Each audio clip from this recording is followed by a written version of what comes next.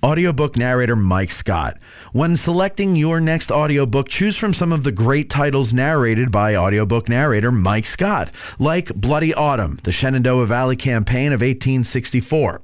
And if you're an author or publisher interested in having your written works produced as audiobooks, give Mike a shout at MikeScottVoice.com.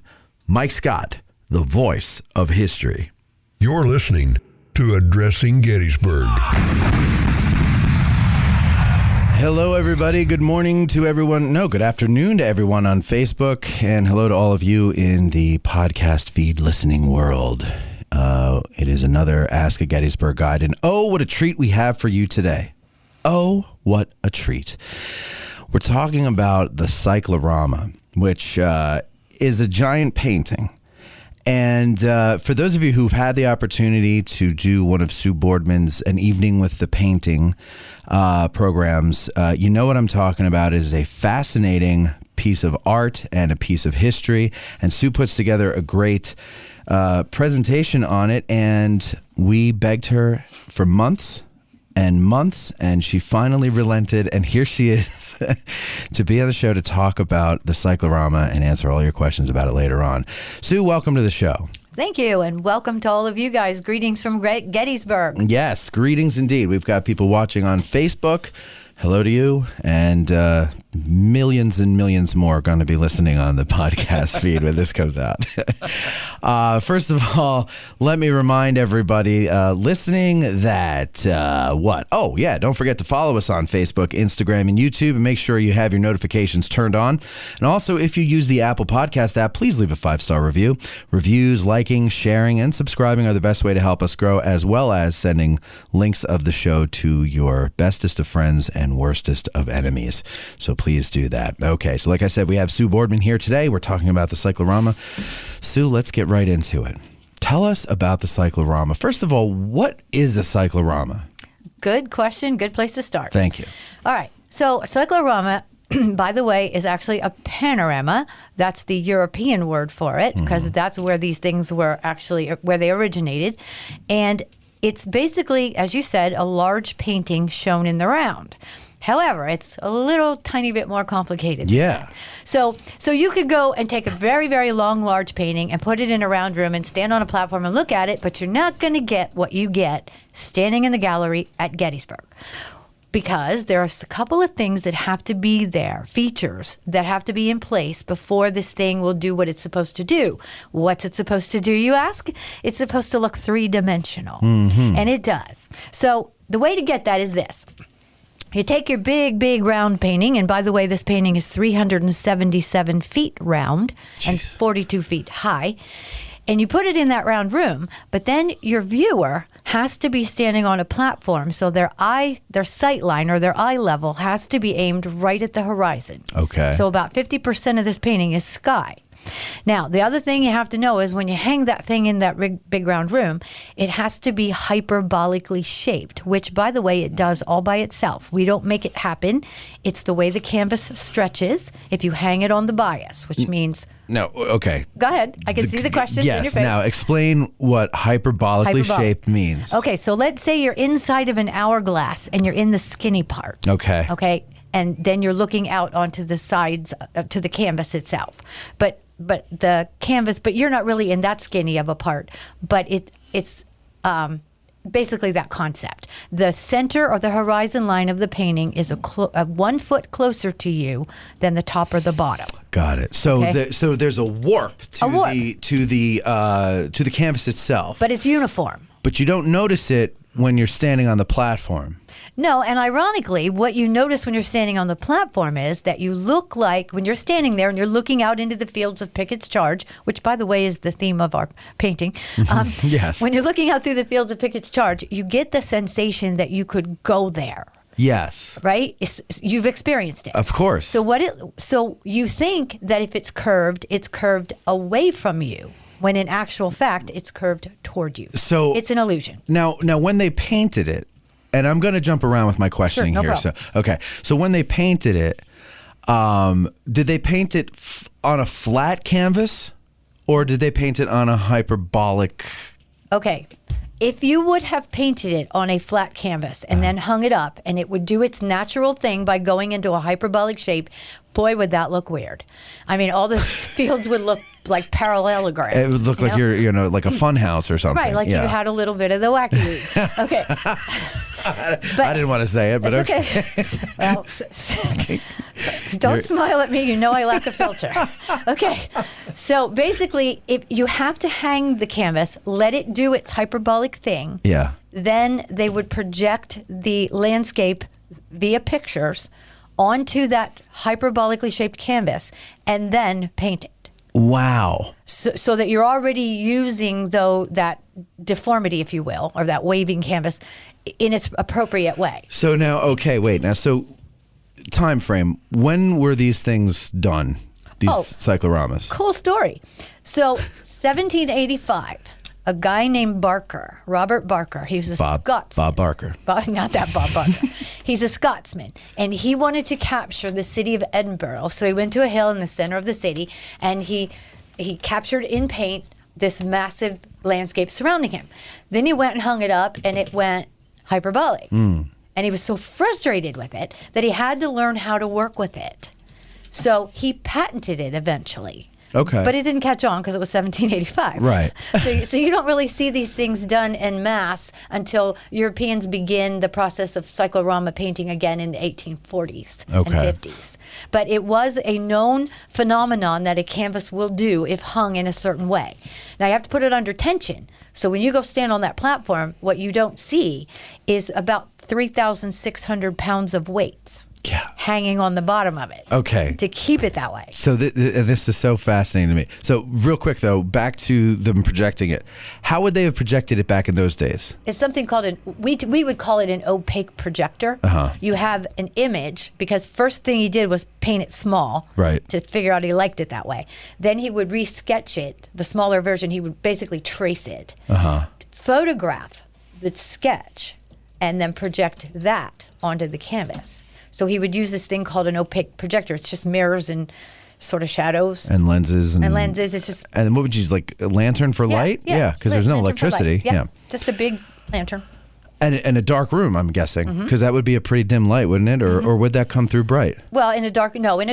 You would need it in a darkened room. But, the one piece that you need to know is when you're projecting that sketch, they would, on those drawings, put a grid line system. It would look like big graph paper. Yeah. Each grid line turned out on canvas to be 4 meters square.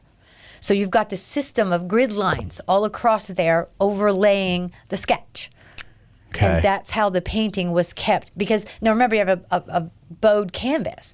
So you can't expect to paint normally on it. You've got to use these grid lines to make sure you're keeping your perspectives in check. Okay. So that was sort of their guidelines. Yeah. All right. Well, that and the fact that you've got about 16 people with paintbrushes working on this. Right. It's not just the artist. Right. It's a team of people. And he assembled that team. Right. Who is he? We haven't said his name yet. Okay. Our infamous painter is Paul Felipe. Yes. It's Philippoteau. And I say that because a lot of people want to put the French spin on it and call him Filipito, but I don't do that because I'm not French. That makes a lot of sense. Right.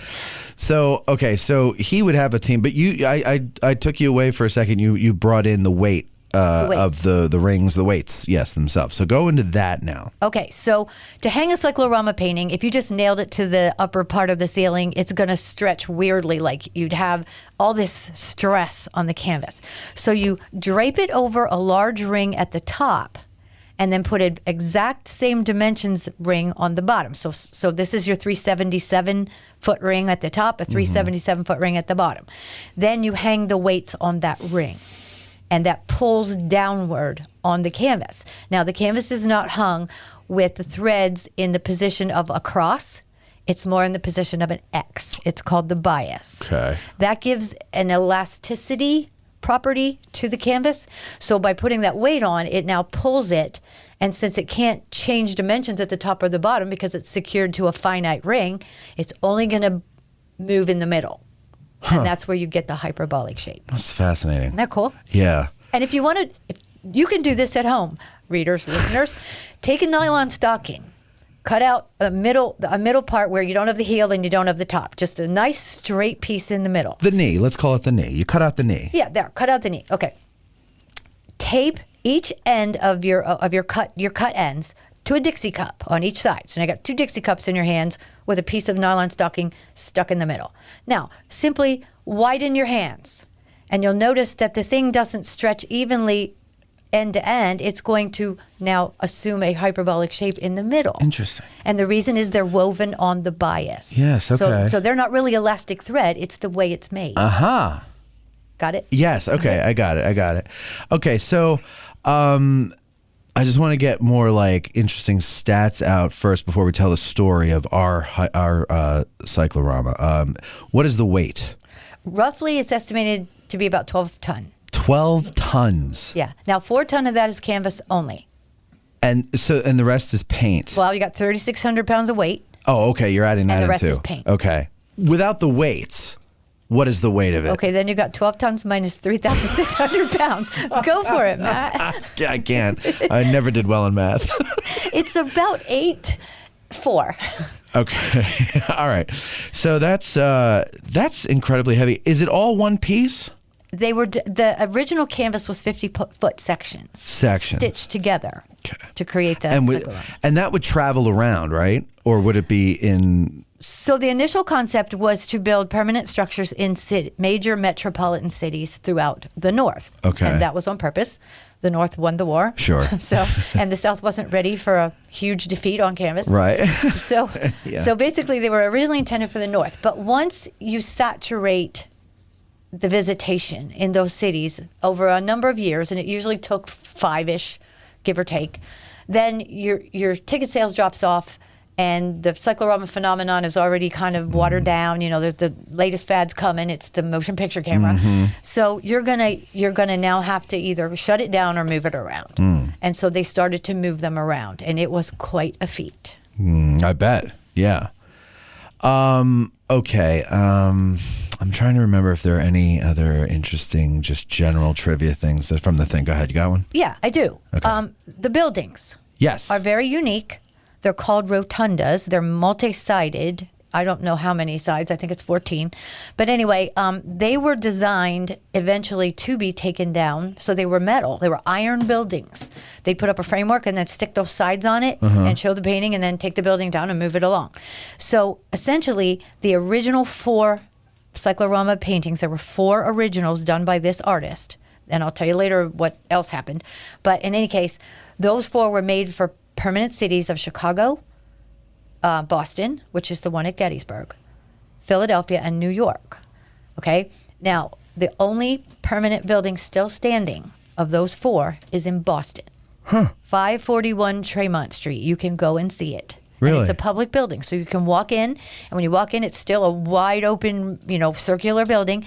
Look up near the roof, the roof line, and you'll see not only the ghosted word Gettysburg, it's faded, but you can still see it, and the original iron ring that held that painting. Really? Is still visible inside the building.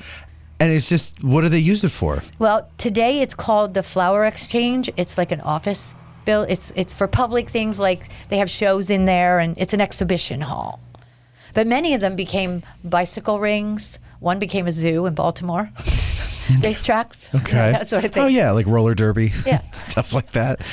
Okay. Now, there in the United States at this time, there were other cycloramas. It wasn't just Gettysburg, right? Correct. But Okay. Gettysburg was the first American cyclorama. Okay. Now, Americans had already seen European ones, especially the Siege of Paris. Okay. And that Siege of Paris was created by the Philippe's father and son. And that's how he got the contract to do the Gettysburg. Okay. His original European one was seen at the Philadelphia Centennial of 1876.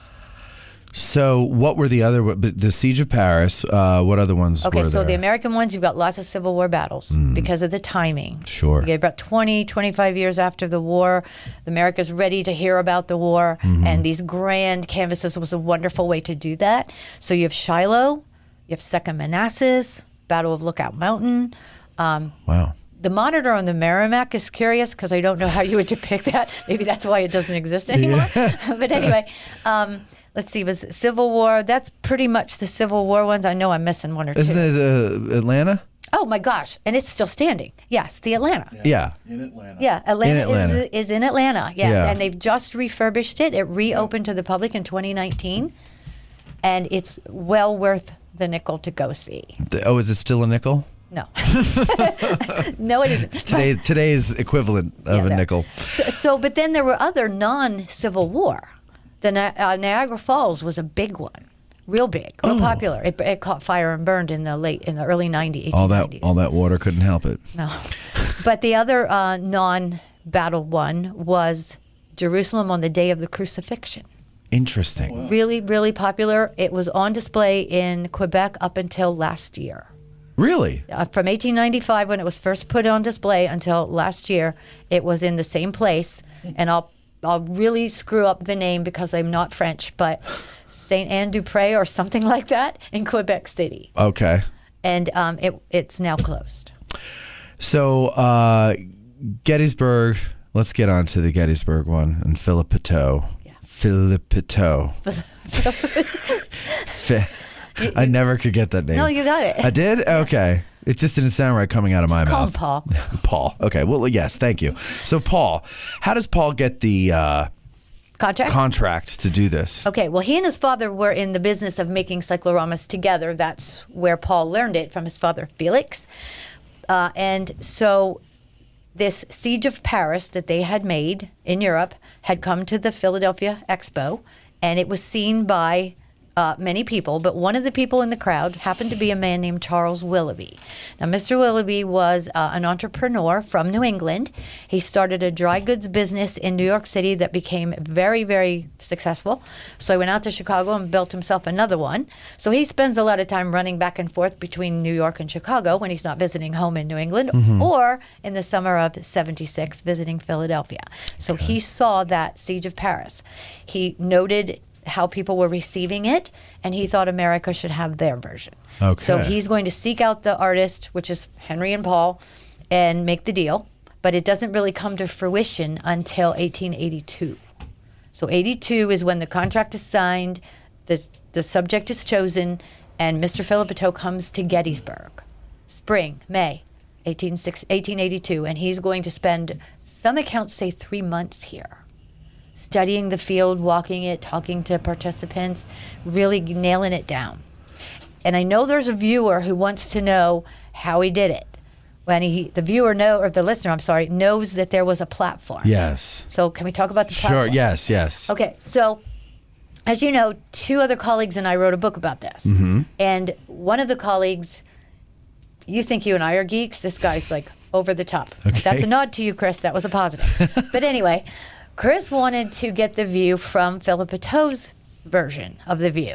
So we're not going to stand on the ground and check out what they saw. You know, we're gonna get the bird's eye view. We knew there was a platform, a wooden platform that he climbed up onto, and from which he had photographs taken. Now, he constructed this platform? He did. Okay, or so had it wasn't constructed. already there. No. But it was for this this purpose. For this purpose. Okay. So he's going to hire a local photographer that many people know. His name was William Tipton. So Tipton and Felipe are up on this platform, and we deemed by recreating it that the view was about 15 feet. Okay. So that, and we did this because, and you got a picture, get the visual on this to appreciate it.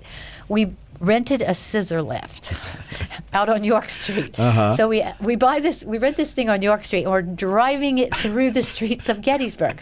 We go out on the Hancock Avenue, the Cemetery Ridge, and we located the spot because it's marked. Now, I'd be curious to know, and go ahead, people, and write in your little comment box, how many of you know where that spot is, because it's marked.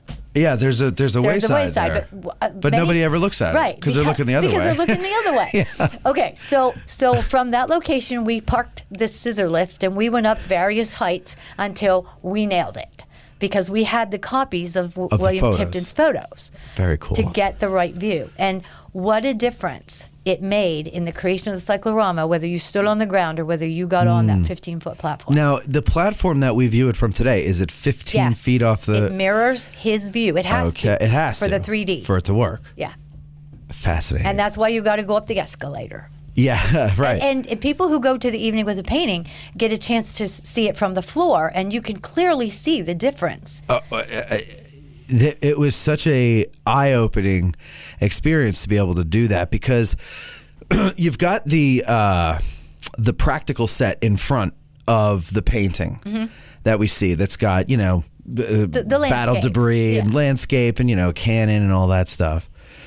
And it looks like it just seamlessly goes right into the painting. Doesn't it? But it doesn't. I don't know if I want to tell people this. I want them to go and find it out for themselves. Well, they have to prove you right or wrong, so go ahead. Well, yeah. I mean, it doesn't. It doesn't go right into the painting. No, you can easily walk between the painting and the canvas. There's like the canvas and a 3-foot gap. It's about 2. 2 feet gap. 2 foot gap. 2 foot gap between the painting and the set.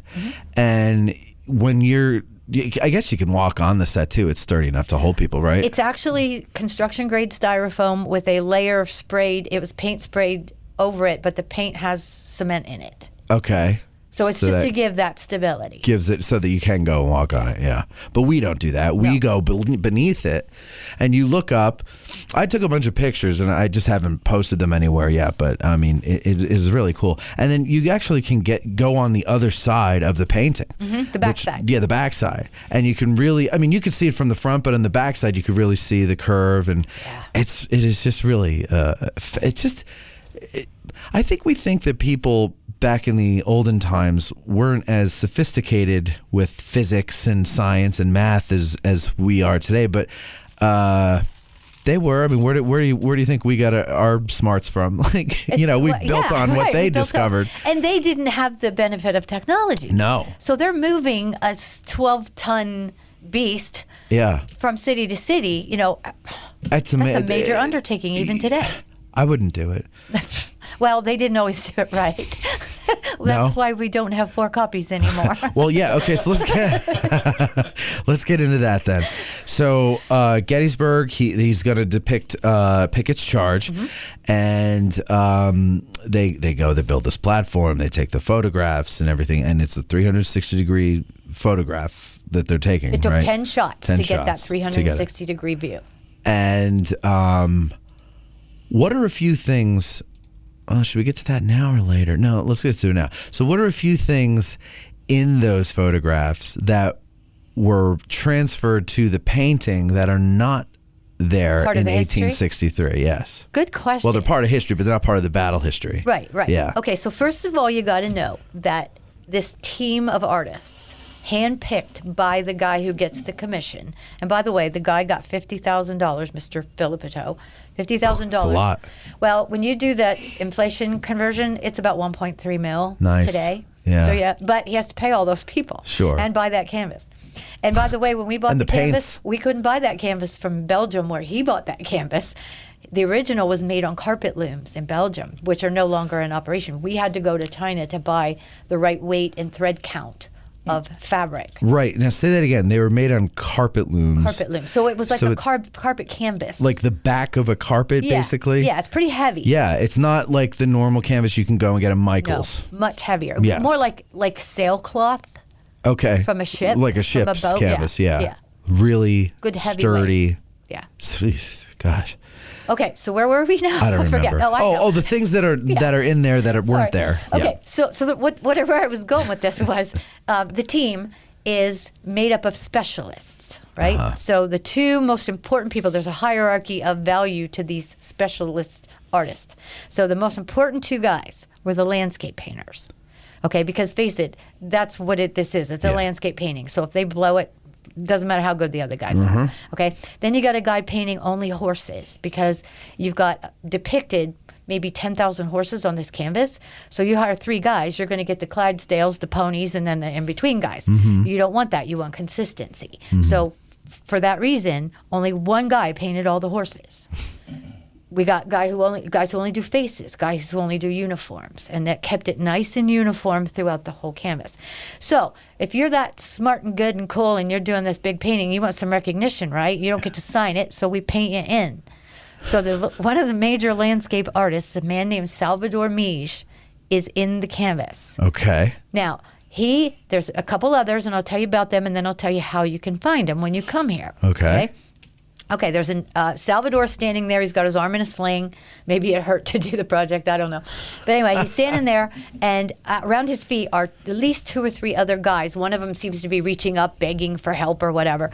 We think they're all members of the team because we can match up physical features from them to the team. We have a photograph You of have the photographs, team. sure. Now, we know that Salvador Mij is the landscape painter that appears in it, not just because he looks like the guy, but because now it's been about 7 years. I was over at the museum, and I got a call from folks people that take the tickets to get in to see the cyclorama, and one of them said, "There's a gentleman here asking if we would show him his great grandfather's image in the painting," and it was a descendant of Salvador Mij. Nice. And he had a portrait with him, and it's unmistakable. Oh, okay. That it's him. So you know now, Yeah. for sure, you know. It's Well, the family always knew he was in the painting. right, but you know which one it is. Yeah, and now. it was easy to narrow it down. Again, I'm going to hold you in suspense before I tell you this. Okay. Okay, now, there's another pair of gentlemen in the painting, and they're standing there. One has his leg wrapped, and one has his arm wrapped from wounds. But the men look interestingly old for soldiers. They have gray hair, and they're just standing there. So this is Peter and Robert Byrd, and they're members of the 24th Michigan. Now, all you listeners out there who fancy yourselves battle geeks, right away you're slapping the table saying, "Oh, but wait, the 24th Michigan wasn't at the angle." You know, it's kind of like Chamberlain in the movie. Yeah, the movie. Wasn't there? Okay.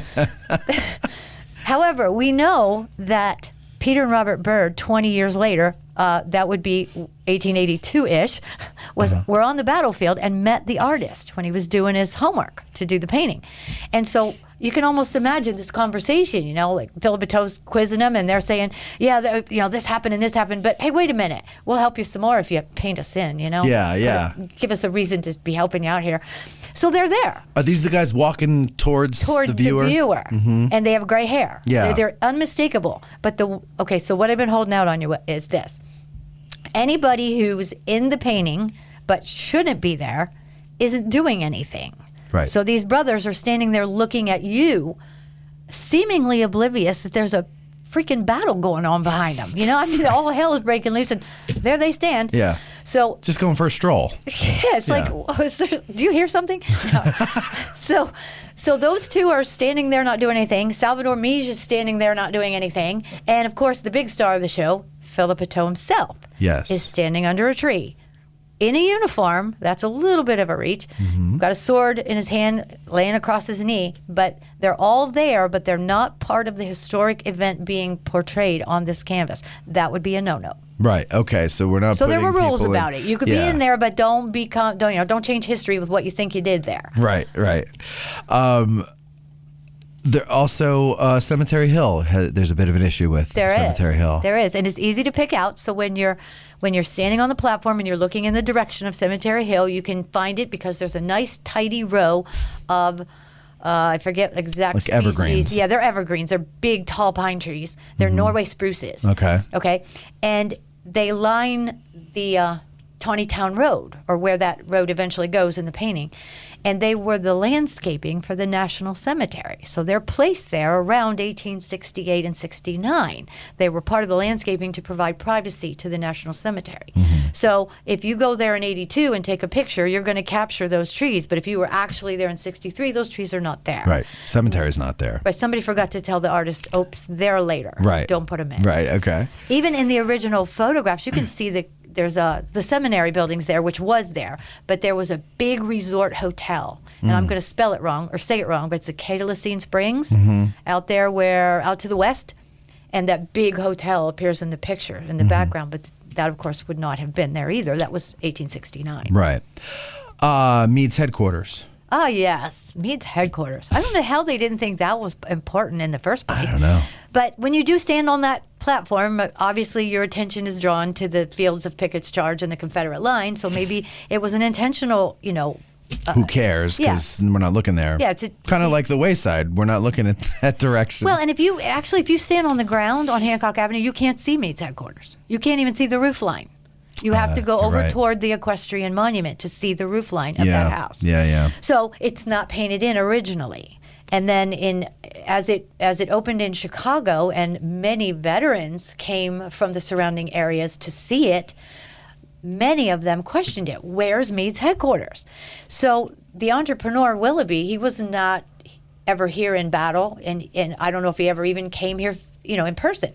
He questioned the artist. Of course, the artist is still over in France making version number 2. Yeah. And he's writing to him saying, hey, there's a building, Meade's headquarters, and the veterans are asking for it. What do you think? He said, well, it wasn't in my purview. I didn't see it from my perspective, so I didn't paint it in. So he sends him a picture and says, here, it must be important, put it in. Well, Felipe was no longer on the battlefield, so wasn't precisely aware of where it should go. So in the Chicago version, it's not there, obviously, because the veterans ask. But in the second version, it's there, but it's a little off the mark. It's in the wrong place. It's a little too far up the ridge toward the crest of the ridge. Yeah. And it's turned 90 degrees in the wrong direction. Right. The front door of Mrs. Leicester's house faced south, and now it's facing west in the painting. It's facing west. So we're looking at it's facing west, which should be looking at us. So we're looking at her porch. Yeah. Basically, Right. and her only entry door. Right. Well, it's more attractive than the other side of the house. It is. It looks better. The only problem is he also painted it. It appears in the painting like it's a stucco building, and it's obviously a clapboard building. Yeah. It's wooden, but it looks very European. Okay. And that European influence had more than just that. Tell us about the haystacks. Oh, the haystacks. Well, before we, I just saw this comment from one of I want to get it to you before we lose it. One of our commenters, Martin Huss, said, just took out the Cyclorama postcard I bought as a kid. How cool to pick out the details Sue is talking about. So he's looking at a postcard he got when he was a kid, and he's looking at the details that you're talking about. That's totally awesome. Yeah. Now, listen, sir, you need to come here and bring it with you, because you will see how much we've improved it with our very, very extensive multi-million-dollar restoration. Yeah, we're going to have to get into that, too. This is Yeah. going to be a long one. Talk about the hay bales or the haystacks. The haystacks. Yeah. Okay, so let me make one more statement. Remember, he's French. Okay, just remember that, because there's some French influences in the painting. Yeah. So the haystacks is not specifically French, but European.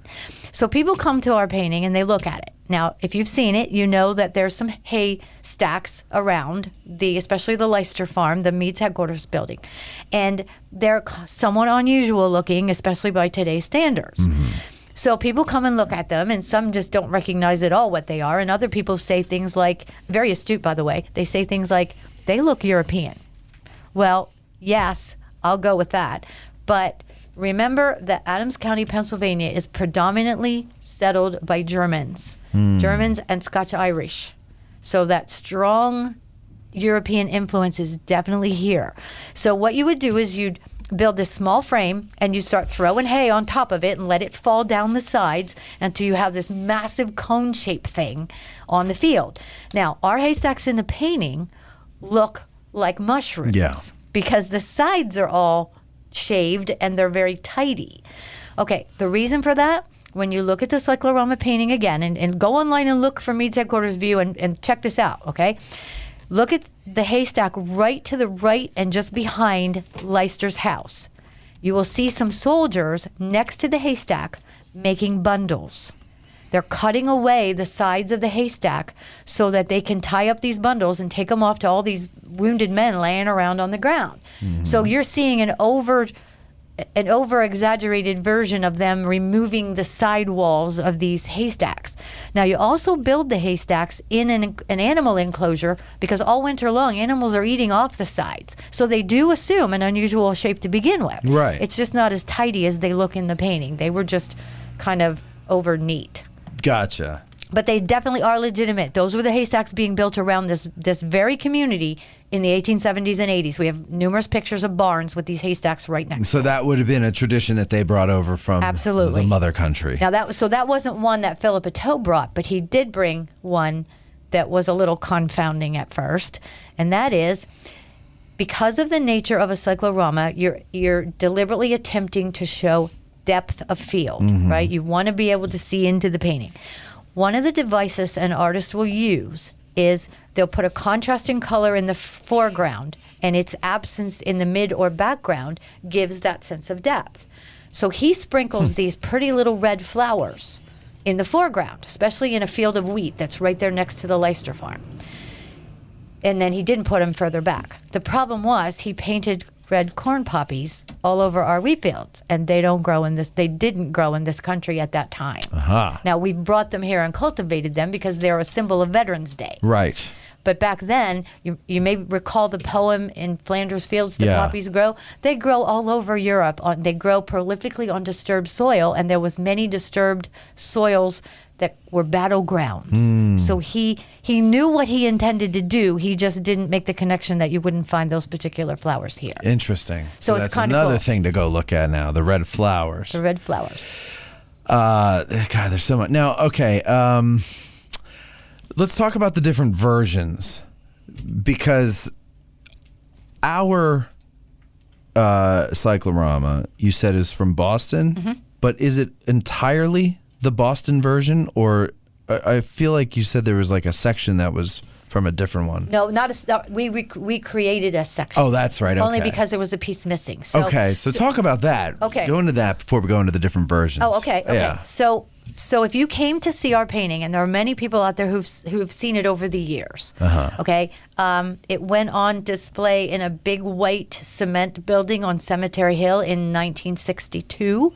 A lot of people are very familiar with that building. We've torn it down since then. Yeah. It was called the Mission 66 building. You know what, though? I noticed Eric and I noticed the other day, they left the cement. Yeah, like the portico thing, or the portico, patio. yeah, like to the front door. Yeah, I don't know why. I don't know.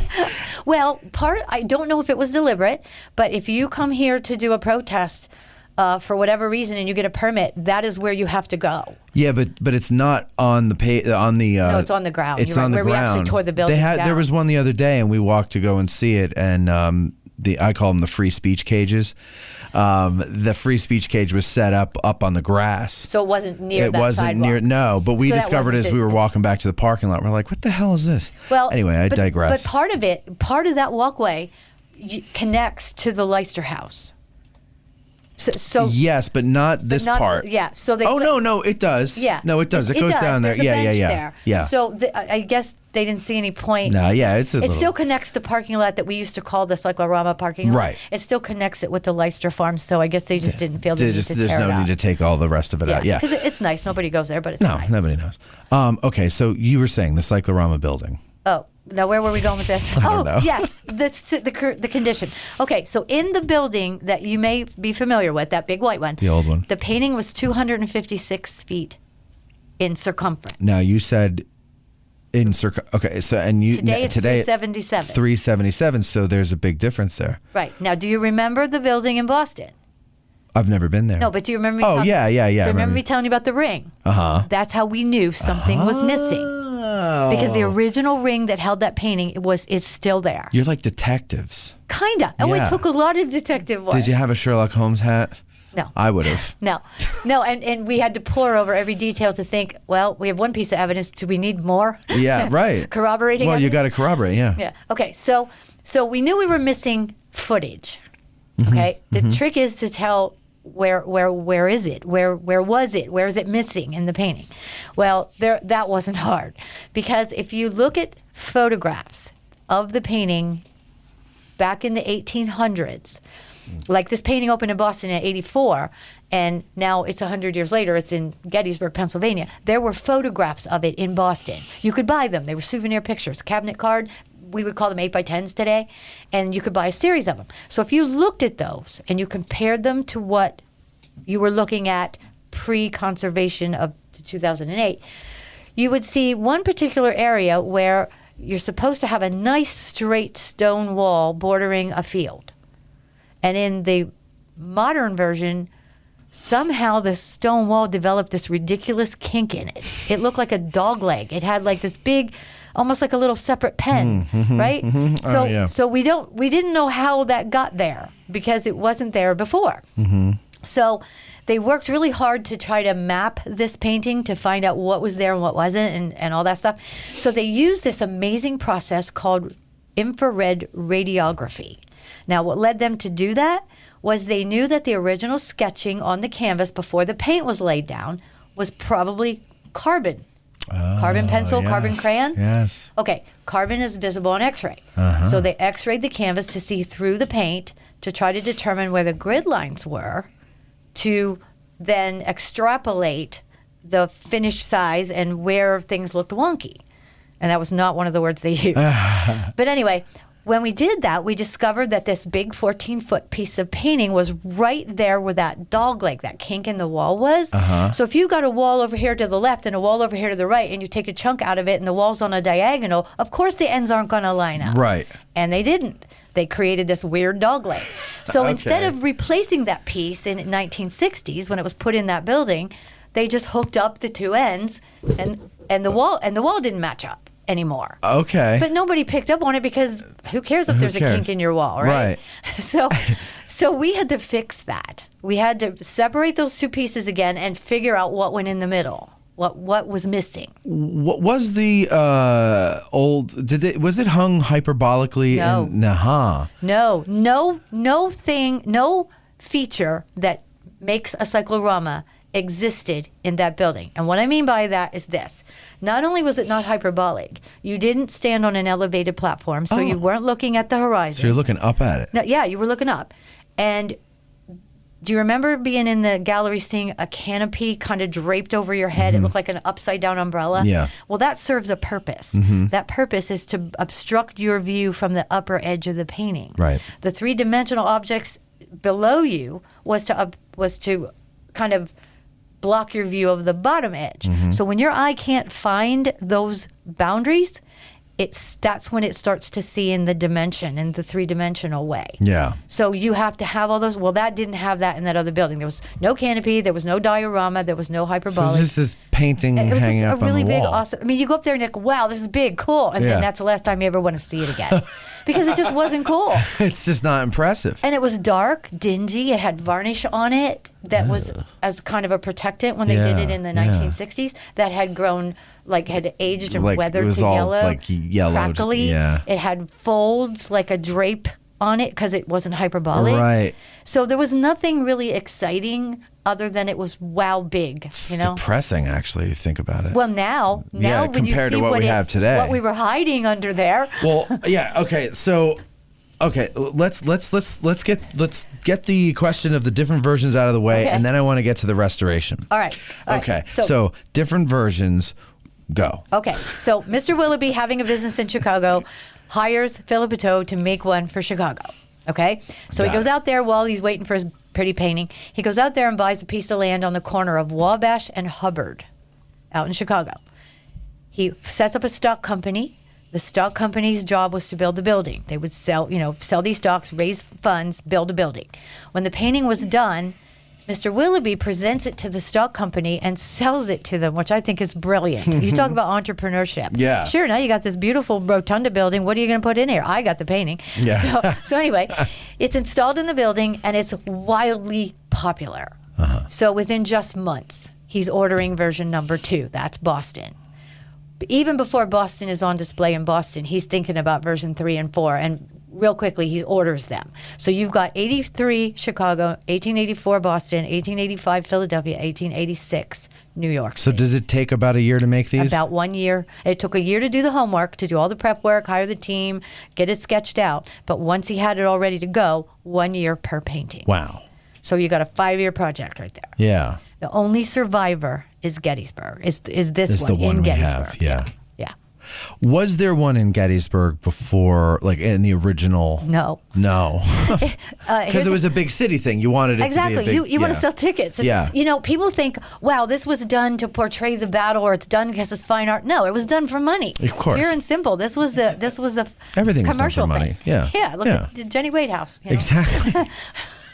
Oh, I was told to ask you, not the Jenny Wade house, but Jenny Wade. No, better you don't. Versus Elizabeth Thorne. Oh, well, that's okay. Yeah. Okay, so Jenny Wade is talked about today by virtue of her being in the wrong place at the wrong time, right, and not following instructions, right, which were to get the hell out of the way. Thank you. Okay. Yeah. No, because I'm with you on this. That's why I'm asking you. I mean, all well and good. It's tragic and sad that she was an inadvertent victim of this war. Young lady in the prime of her life. But I struggle to find out where that makes her the heroine of Gettysburg, which is often what we sell to young people. Right. Yeah, die and you're a hero. Well, but meanwhile, don't follow directions and you're a hero. Oh, that too. Yeah. Okay, but Elizabeth Thorne, on the other hand, Elizabeth Thorne is 6 months pregnant. She's the wife of the caretaker of the newly established Evergreen Cemetery. Peter. Right? Peter's her husband. He's enlisted. He's off to war. Right. And there's a backstory on that one too. But anyway, so she has to vacate her premises during the battle because General Howard will set up his headquarters there. Yes. Okay. She comes back about 4 to 6 days after the battle. We're not exactly sure. And when she comes back, what a train wreck. She's the substitute caretaker. She's responsible for those cemetery grounds, and it's a mess. Yep. Not only are there broken tombstones, but there are deceased soldiers all over the place, and they hadn't yet figured out what to do with them. So a local man named David McConaughey, well known to Gettysburg buffs, he is the head of the board, the chair of the board of the Evergreen Cemetery. He comes to Elizabeth and says, get busy. Bury those men. We want to try to make this the national cemetery. He wanted to set aside a piece of Evergreen to become the soldiers' cemetery. Right. So he's like hustling her. Go get busy. Go get busy. Now she lives with her elderly dad, who's not that well, and her little boys. Yeah. She pleaded for help. Got sent 2 guys to help. They didn't cut it for 2 days. Meanwhile, she spends 2 weeks burying. Some numbers put it around 100, 101, 102. Dead soldier. Pregnant. And from what I was reading in Brian Kennel's book, that I don't know if he's saying it definitely was rockier on that side of the hill. Yeah, it was. Yeah. So section, so she's got to dig these graves in rocky soil. There's how many? About 99 of them, 100, something like that. Well, the number varies because the original one she buried, some were moved. So then I think Brian puts the number about 102. Okay. But today I think there's like 90 something there. Okay. Gotcha. So it's still around 100. And Brian's book is amazing, by the way. It is. It's called Beyond the Gatehouse. Yes, very good. So Elizabeth Thorne, now there's a heroine. Hero, yeah. A heroine, yeah. I mean, sorry. I know. I'm a little prejudiced because I'm on the board of the Evergreen. Okay. And I was their first female president. Okay. Which is quite a breakthrough in this area. Sure. But anyway, so I'm pretty proud of Elizabeth. And she deserves a lot of press too. But well, she's I remember really good. when I first heard about her, it was like 3 years ago. Really? And I was shocked. I'm like, that why you didn't know about well, her? the first thing I said was, why is everything about Jenny Wade and this woman to me is the hero? Not, I mean, no offense to her, to her spirit or anything, but like, she was wrong place, wrong time. Well, and what you have to know is it's the movers and shakers behind the stories. Yes. Okay, we have an Evergreen Cemetery. It's a somber place. It's the burial of many local famous people and modern people. It's still an active cemetery. Sure. Where you have Jenny Wade's sister, who comes back, and now it was her sister's house where she got shot. Okay, Jenny Wade's sister wants this notoriety, and she works with people to make it happen. So if you've got good PR, it's all about the PR. Got your story. That's why Chamberlain is so beloved. Yeah, a very good self-promoter. You're absolutely right. All right, we went on a tangent, but I just wanted to establish I'm that glad you brought her Elizabeth up. Thorne is the hero. She is. Okay, so back to where we were. Where was Which that? was where? Oh, yes. Well, first of all, 4 versions. So there was Right. a question came in previous to today about where are they? Right. Okay, that's important to know. So first of all, you've got Chicago, number 1. Chicago went on display 1883. 1892, Chicago is excited beyond belief that they got to host the next expo, the World's Expo. They called it the White City. It's like the World's Fair, right? Yeah, the Columbian Expo went to Chicago. So 92, they're looking all around their city to make sure it looks presentable to millions of people who are coming. And they noticed their cyclorama looks pretty crappy. Yeah. So they had heard that one of the other 4 versions had undergone I wouldn't call it a restoration, but a little bit of sprucing up. So they moved theirs out. And they negotiate to bring, and I'll get to which one it was in a minute. They'll negotiate to bring that one to Chicago for the fair. Now, it isn't shown at the fair. It's shown in the city during the fair. Because people come to Chicago, don't just go to the fair, they go to the city. Okay? So millions of people are going to see it, but it's not part of the Chicago World's Fair. They did have 2 cycloramas. They were not Gettysburg. What were they? One was there's a cyclorama of a volcano, and I can't pronounce the name, but it began with a K. And the Chicago Fire was the other one. Okay. So anyway, so Chicago's goes on the road. It's not, it's a beautiful painting. It just looks kind of shabby. So they're gonna send it on the road, and it goes to Indianapolis, Indiana, for a season, and then it moves on in 1894 to Sioux City, Iowa, where a typhoon will blow through the city, rip the roof off the building, and pour freezing water and rain down on the painting, and is destroyed. So Chicago's is deceased. Okay, Boston, of course, is the one who went to Chicago. So the painting you all look at today was at the World's Fair, or at least in the city during the World's Fair. Okay, which is pretty cool. interesting. Okay? Yeah. Now, there's a cool story about that. As they were fixing it up, it wasn't being fixed up for the fair. It was being fixed up for Philadelphia. Philly had their own cyclorama, but got bored with it after 2 years and moved it out. It went somewhere else, and I'll tell you what happened to that one in a minute. So in 1889, they ring up Boston and say, can we borrow your painting for a year? We'll give you the one we have, which is Custer's Last Battle. Oh, okay. So... My other favorite battle. Is it really? Yes. That cyclorama's gone too. It's unfortunate because Oh, that I would have didn't been know cool. there was one. Yeah, there is was cool. one. Yeah, okay. So anyway, so 1889, they're looking at their painting thinking it's going to Philly for a year. Boy, it looks pretty rough. We better spruce this up. So they closed it down and they spent about 6 months kind of rehabbing it. And during those 6 months is when they got to thinking about it's going to Philly and it does not depict General George Meade anywhere in that painting. Now, he's from a Philadelphia He's a family. Philly guy, yeah. It's kind of important. Sure. So in 1889, they paint General Meade into the painting. I mean, talk about being late to battle. So so when you come to Gettysburg and look at the painting, find General Meade and notice if you know it was a later add-on, you can sort of see that it's stylistically somewhat different. The rest of the painting is a bit softer. It looks almost impressionistic. Right. Where his is very refined. Like it would stand up to a close look. Interesting. So check that out. It's pretty Okay. cool. All right, so that goes off to the fair. Now, the Philadelphia version that they sent on the road, they made a deal with Cincinnati to show it for 2 years and then St. Louis for 2 years. So when it's finished in Cincinnati, they're going to prepare it to move out. So I'm going to teach you how to move a cyclorama right now, okay? Okay, yes. Want to take notes? It's fine. Yes, okay, here we go. All right, first thing you do is you open one seam, top to bottom. So you take a razor blade and just cut it open. Okay. You take a giant wooden spool, tip it up on its side, and nail the edge of the painting to that wooden spool. Then you begin to roll. Now, it's important to know that you roll paint side out. Of course, yes. If you roll paint side in, it gets crushed and the paint starts to flake off the canvas. Okay. We had to know that for our cyclorama work. Okay, so anyway, you roll it all up. It takes probably up to 3 days to roll it all up. When it's all done, you lay the big spool down on casters or wheels. You punch a hole in the wall of the building and you take it out that hole and off to the railroad station. So this is all one spool.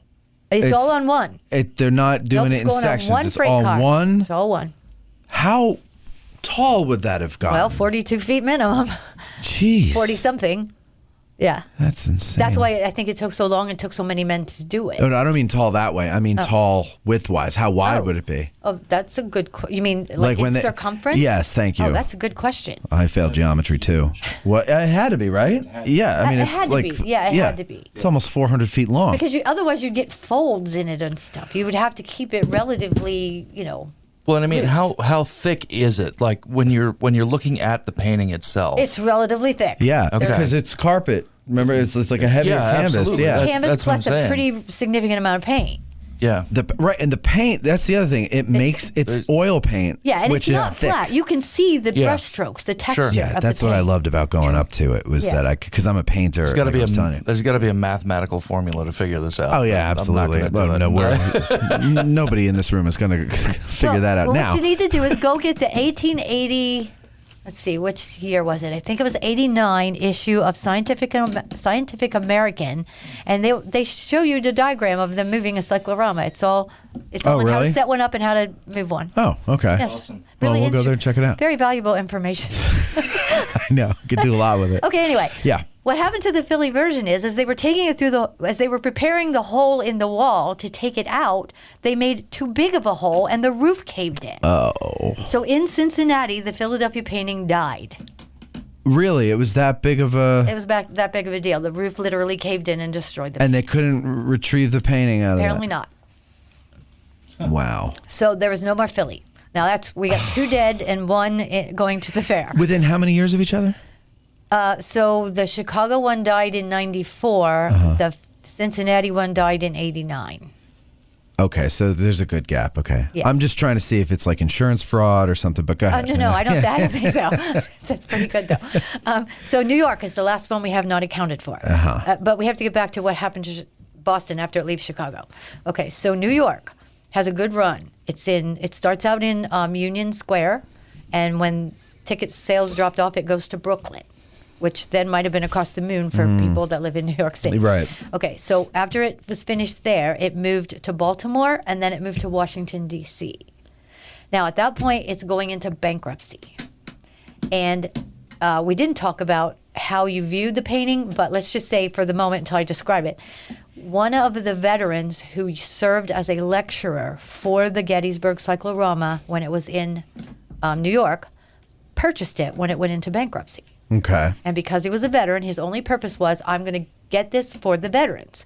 So he started to take it to veterans reunions. So now he's stuffing it into tents and even showing it out in the open. It doesn't fit, so we'll whack a few inches of the sky off. Oh, let's take a few more off. It was pretty much... Well, eventually it just got shrunk into nothingness. When it was falling apart around 1904, he started to cut out interesting vignettes from it and framing them. Okay. So you may have a 6-foot tall, 3.5-foot wide piece that's showing an artillery caisson coming at you. And he's going to cut this out of the bigger canvas, frame it, and present them to veterans in New York City to hang in their meeting halls. Yeah, Like all over the state of New York, that's they're cool. getting pieces of this famous cyclorama. Right. Now, separate from their context, you have no idea where that thing came Right. from. I mean, it's just this It's just a little battle vignette. scene. Right, it's Yeah. just a little vignette. So the park has 2 of those in their possession. On display? They were on display in the old Cyclorama building in the hallway. Some people may See, remember I don't them. remember. I don't know if I ever went to that. One is the picture of a guy leaning against a wall, and another one's a house scene, I think, or something. I don't know. I don't remember anymore what the content is, but they were pretty cool. But you would never imagine they were part of this massive painting. So a couple years ago, Pook and Pook Fine Arts Auction in New York had 2 more of them came up. And of course, only a geek like us would even recognize it. Oh, that looks like something out of the Cyclorama. Right. Nobody would know that, right? But they were recognized as being part of the New York Cyclorama, and they were purchased by someone who's very, very into it, a big collector. Okay. So, and he happens to be on the board of the Gettysburg Gettysburg Foundation. I think I know who you're talking about. Yeah. So they're out there. Yeah. I mean, you know how GAR halls, and some closed down, but some just became veteran of foreign wars or American Legion posts? Yeah. And there's a few of them out there that still have relics from the ancient veterans of the Civil War. That's so cool. So there could still be these paintings hanging on these walls. And nobody knows what the hell they are. Yeah, so people out there, listeners, if you see a really cool painting that looks interestingly like it could fit into a cyclorama, please let us know. Yeah, your VFW or Eagles, or, not Eagles, but like maybe American Legion or something. Yeah. And I know a lot of people listening like cheap beer, so I know that they're at least associate members, if not, veterans themselves. Yeah, gotcha. So keep an eye out. Yeah, if please it's an old one. Alert us. We need to track these down. Maybe we can rebuild the New York Cyclorama. But anyway, so 1904 was the last time that one was intact. Okay. And so now that one's defunct. That leaves 1 out of 4. And Gettysburg's had a long and difficult journey to get where it is today. So we're very lucky that we have it. We are incredibly lucky. What's the journey? Okay, so here's the scary part. So the Chicago Fair is over in the end of '93, but it was still selling tickets in the city, so they kept it. And it's still on display by '96. But then, end of story, motion pictures came on the scene. So it's time to fold it up, send it away, we're done. So they're going to package it up very ungraciously. They're going to stuff it into a box, so they're going to cut the sky completely off. So 14 to 16 feet of the sky get whacked off. They put that one down with the lower portion of it, rolled it all up, and nailed it into a wooden crate. They send it by express out to Boston, where it came from. Mm-hmm. The Boston people don't want it anymore, so they're going to throw it on the back lot behind the Cyclorama building, where it will lay for 14 years. It's been rained on, snowed on, vandalized, and set on fire at least once, possibly twice, which explains why that 14-foot section was missing. Okay. Okay, so at the end of these years, it's 1910. A man in New Jersey, of all places, a department store owner in New Jersey, has this big department store. His name is Hain, by the way, and his department store building is still there. I can't remember if it's Broad or Broadway. I apologize. Where? Newark. Broad. Okay. Newark, New Jersey, Broad Street. Yep. A 3-story, beautiful, big cement stone building. They're rehabbing it now. Okay. So it's still there. If you were to go into Mr. Haynes' department store in 1910, Haynes. there was a big open atrium in the middle of his store that you could see up 3 floors. So he took pieces of this painting, he sliced it vertically into sections, hung interesting sections from the top of the 3-story building down to the floor, at least 3 of them, maybe 4, inside this atrium of his store, just so his shoppers could look at these panoramas. Yeah. They weren't cycloramas now. We could call them shower curtains, but that's about it. So Tapestries. yeah, sort of. Yeah. So I guess after a year, he must have got sick of trying to clean around them or something, because he decided he was going to take them on the road. So 1 or 2 would go to Washington City to hang in the armory there. Okay. Another piece or 2 would go to New York to an armory. Another piece or 2 would go to Baltimore. So while they're in these armories, the one in D.C. caught the eye of an interesting fellow by the name of Charles Howard, who worked in the pension office. Now, if you know your battle story, you're already probably following my thinking. General Oliver Otis Howard, this is his son. Son, yeah. So his son sees the painting piece, knew it was from the Cyclorama, had seen the Cyclorama, and went to the promoter and said, you know, there's this big reunion in Gettysburg next year. So, because we're talking 1912, this is happening. He says, that would be really cool if you could take the Cyclorama there for the veterans. And that's how it comes to Gettysburg. First time ever. Never intended to be permanent. And proof of that is they built a temporary building that was still standing there 50 years later. But anyway, so it comes to Gettysburg. It gets stuffed into this temporary building on Cemetery Hill. Yeah. It has no sky. It has no platform. It has no diorama. It's on a sawdust floor in an unheated building. And there it is for almost 50 years. And where was that building? So you know where the tourist center is today? Yeah. You park at the tourist center next to the Jenny Wade House. So there's Jenny Wade House, and then up the street is the tourist center, and Yeah. then the stone wall, and then you're on the battlefield again. East Cemetery Hill. Yeah, that tourist center building is almost where the Cyclorama building Really? sat. Yeah, it was a big tile building. there's a pretty cool photo of the original Cyclorama building. It is cool. It's you a find it tile and building. show the audience? Let's see if I can find it. Yeah, Oh, we'll show that'd the be audience cool. then. Yeah, Oh, because he actually- could do anything over there. Eric, I get visitors in my talk who remember it in that building. Because Wow. That building was torn down in 1962. Oh, okay. So they're So not it's that not, old. yeah, it's not like they're like, 127 it's years like, old. wow, 1910? So its journey there, though, was that in 1913 it's installed for the reunion, kind of haphazardly, not intended to stay there. It's still there, and Mr. Haynes' estate owns it. He continues to own it, and then his estate, the department store guy. So 1942, the estate is ready to dump it. It's in bad shape. There's just hardly any attendance there or anything. So they're wanting to throw it away is essentially what they plan to do. Well, the park took a look at it, and they deemed it important to the history, of interpretation of the battlefield, Right. to not destroy it. So they acquired it provisionally and then permanently for a song, so to speak. I've heard rumors that it was $3,000. Okay. In what year? 42. Okay. Well, that's a nice chunk of change. It's a nice chunk of change, Yeah. but when you consider we just invested $9 million to put it in the condition it's in right now, they got it for a song. Yeah. But anyway, Yeah. It was deplorable. It was sagging. It was just really bad. And the superintendent was worried about it. He said, I have nightmares. I'm going to come in here and this thing's going to be in a big heap on the floor. Yeah. But so he did what they called an emergency stabilization, which means they just tacked it up a little tighter onto the wooden beams and did a little bit of extra paint. So that's where it was when Mission 66 happens. Now, Mission 66 is a really cool initiative, and our generation, this will make a lot of sense.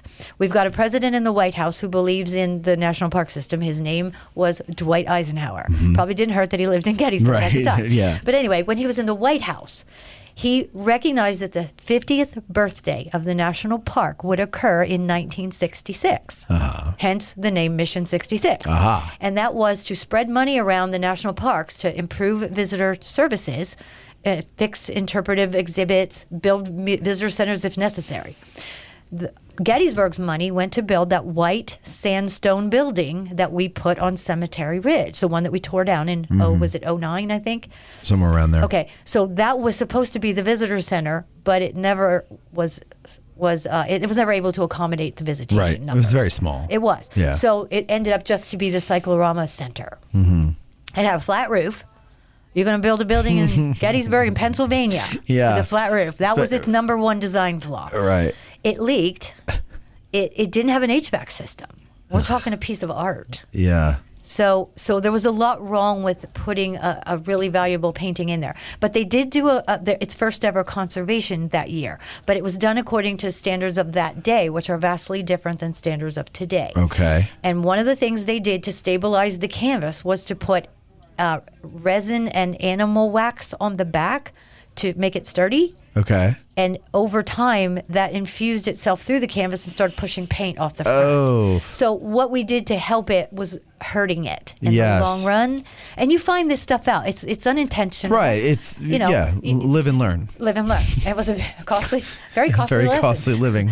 So it's in that building for years, and it's suffering. Of course, that then conservation was not a restoration.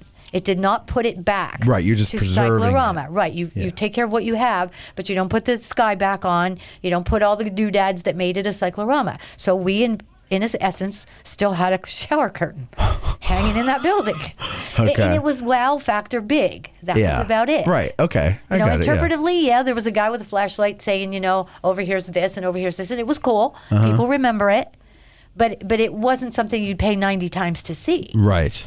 And my most gratifying moment when we opened the newly restored Cyclorama in 2008 was the number of people who had seen that painting and had come up that platform and onto that deck, looked at the painting and said, "Wow, what'd you do with the old one?" And that proved Wow. we did a heck of a good job. Yeah. So, okay, now there's that 14 feet of missing painting. There's the sky that's missing. And those are the only two pieces that aren't original. So, but you can't tell. No, a good restorer. Yeah. You shouldn't be able to tell. That's amazing to me is the colors match. They do. Everything matches. They do, and I'll tell you a little secret about the colors. Yes. Okay, this oil paints of the 1800s were real pigments. Right. So they would make them, or were they able to Make buy them. them back then? Make them. They made them. So you want yellow? You take a can of mineral cadmium powder. It's a powder. Yes. You put linseed oil and mix it to the right consistency and use it. Yeah. Okay. Today's oils are not those things. No. So the matching with the limited number of oil paintings you have to choose from today versus what they had then, it was almost an impossible feat. So we did use acrylic for touch-ups. Interesting. But we didn't have to lay a lot of Wait, modern how can you paint. use acrylic over oil? Because that oil is old oil and it's well set. Ah. There was no conflict between the chemical makeup of the two paints. Interesting. So Bob Ross has lied to me. You can use acrylic over oil. You just have to wait 100 years. There you go. See, he didn't lie. He just missed a step, Okay. that 100-year aging process. Yeah. Yeah. So what's interesting, though, about the original pigments was some of them were deadly. I mean, there's, the cadmium. arsenic green. Green is arsenic. That kind of stuff. But because there's so You used much to put it in over wallpaper. Yeah, I know. It wasn't just Like, I can't understand why the whole neighborhood's dying. or why all the kids are strange now. Okay, so. Well, yeah, and white was lead. Yep. White paint was lead.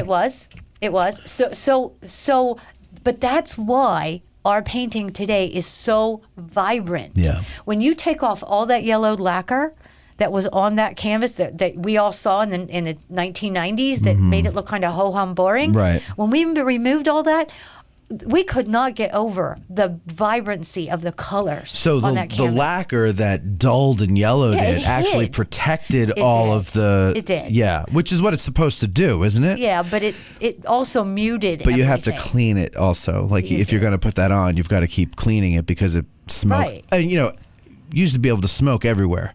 So I'm sure a lot of... Oh, it's not just it's like, humans smoking. It's an HVAC system that blows dust-filled air. And the HVAC system was actually so improperly placed that it was blowing it right onto the canvas. I mean, there was 40 years of soot on that painting. So How long does it take to just get that layer off? That took months. What do you use for that? Well, the first thing they did when they went into the gallery was a lot of testing. What can we use on this that won't harm it, but will give us the end game? Right. So there was weeks of that. Then it was a thorough cleaning with distilled water and big Q-tips. Now we're talking over 1 million square inches of canvas here. So How big are the Q-tips? The size of a flat dime, a folded dime. Okay. I mean, they're called Fox swabs. Fox swabs. Fox swabs. That's the brand name. We use them in hospitals. I'm a retired nurse. Okay. So a Fox swab is like a Q-tip on steroids, like serious. I think I've steroids. seen what you're talking about. Okay. They're a little thicker. Quite a bit thicker. Yeah. I can't even begin to. If you took one cotton swab and twisted it around a stick, you'd have a Fox swab. Okay. Okay, so that's what they use to clean it with distilled water. Just What? distilled water. Well, no, that's just the cleaning to get the dirt off. To get the loose dirt. Yeah, the soot, the loose Okay. stuff. Why not a rag? Why just a Q-tip? Because using a Q-tip, okay, so remember that we've got a canvas that had oil or had wax and resin on the back that's pushing through. So you put that much force with a rag across the Okay. front of that, you're going to be, every little ragged edge of paint is coming off. Got it. You're going to pick it off. So you have more control A lot to be more delicate control. with a Q-tip. Plus How many it- Q-tips did you go through? Oh, I don't know. I thank goodness I wasn't on the quartermaster department then. I don't know. Wow. So, but then it also gave them the ability to inspect every square inch because you're not doing these massive swaths of cleaning. You're doing every finite square inch. How many people you got doing this? They had, at that time, the team was probably about 10. 10 people. Yeah. And they're going over all of Now, that. these people are all trained in textile conservation. Sure. Yeah, you're not just getting some high school kid on No. break for the summer. There yeah. there were jobs for those people, but Yeah, it wasn't. but it this. wasn't that, No. right. Okay, so once all the dirt and all that is off, then they start with the chemistry part, where you have to remove those layers of lacquer without touching the paint layer. But it got even more complicated. The restoration in 42, the stabilization in 42, the painter who added paint where there was paint missing used house paint and then dulled it with sand. So you've got that layer, and then you've got the 1959 to 62 Park Service conservation added paint. So you're not only taking off lacquer, you're taking off two different eras of paint off of the 1884 layer of paint without removing that layer. And yeah, is it easy to know where the 1884 layer is? They knew what they were doing. Okay. Yeah, because Okay. you've got different chemical makeups of those eras of paint. So you have to take samples of them and analyze. And he did. Okay. Our conservator named David Olin, it's Olin Conservation down in Great Falls, Virginia. Okay. He, in his resume, he had done the murals in the National Archives, and he'd worked for the Library of Congress as well on art of historical significance. So he knows things. So he knew boo-boos are unacceptable. Yeah. So he was uber cautious, and he had chemistry background. He had a chemistry major before he went into conservation. So this was a serious undertaking. This was major. This was no joke. I mean, this is where you don't get two shots. No. No, right. Now, the piece that was missing. Yeah. Yeah. How'd you know what it was supposed to look like? Okay. Remember those souvenir photographs? Yes. All right. Well, if you're a collector and you collect photography, every once in a while you run up against, here's some pictures of a cyclorama. And then if you're a geek like you and I, you'll know, that's New York's painting, or that one's Boston's painting, or that one's Chicago. Repositories have sets of these paintings, and I collected several sets of them myself. So I had a lot of the images of the Philly painting, of the New York painting, of the Chicago, and of the Boston painting. So you lay out all these ones and you extrapolate what's supposed to be in that quadrant. And then you get an artist to recreate. And that's what we did. More detective work. Yeah. And then you get the artist. And but do you have the original sketches, or are they copying? Oh, that's a great question. Thank you. Okay. So you read the book, didn't you? Or no, you went to the. No, I went to the thing there. So these sketches are just like tools of the trade. They're nothing then that anybody would imagine were worth keeping, right? Yeah. Now, of course, if you have the original set, you're going to be able to create 3 more cycloramas because you have these original paintings Correct. or drawings, right? Yes. But after that, I mean, they're war torn. Who needs them? You know, you've used them, they're gone. They should be destroyed. Well, fortunately, ours probably were. We do not have access to our original drawings.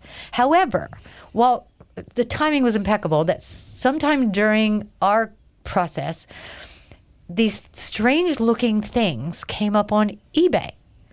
These drawings with lines on them. Oh, yes. Yes. They were Atlanta's original sketches. They even had splotches of paint on them, and on the back was the name of the member of the Atlanta team. And I'd like to tell you, but it was a Polish name, and I couldn't pronounce it to save my soul. His first name was Theodore. I can do that. Okay. But anyway, here his original. Now, the Atlanta was made in Milwaukee, Wisconsin, which is why they're here in America.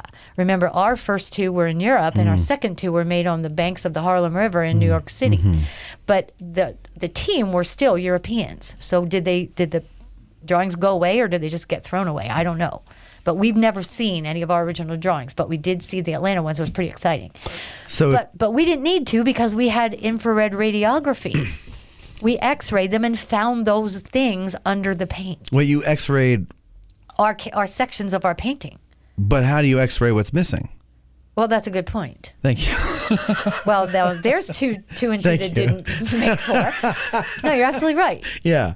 So you X-rayed what, around the Well, missing, no, or are well, you answering a different question? I'm answering a different okay, question. okay. It was the 4-meter squares on the grids to determine the exact width of the missing piece. And okay. And then the photographs filled in the actual context of those pictures. And so then the artist, not going off of sketches, but going off of an old black and white photograph Of the actual painting. Yeah. Which I'm sure was not high resolution, was it? Well, they weren't, but it's remarkable the quality of images. Yeah. To professional photographers. Oh no, I know that, but still to be able to we could high res copy it and go from there. you could scan it high res and then Right, blow and it then up. blow it up. Okay, that makes sense.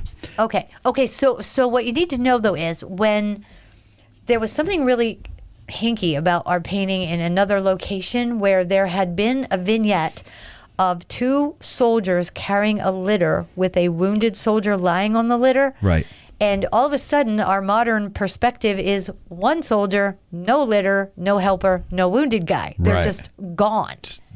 And that's because there was 1 tiny surviving piece of that huge rectangle piece that was missing. So rather than dispose of it, they just relocated it and slapped it on top of something else. So we still had that little piece of original that we had to build around. We put that back where it belonged and then painted around it Okay. and uncovered the important stuff under it. Yeah.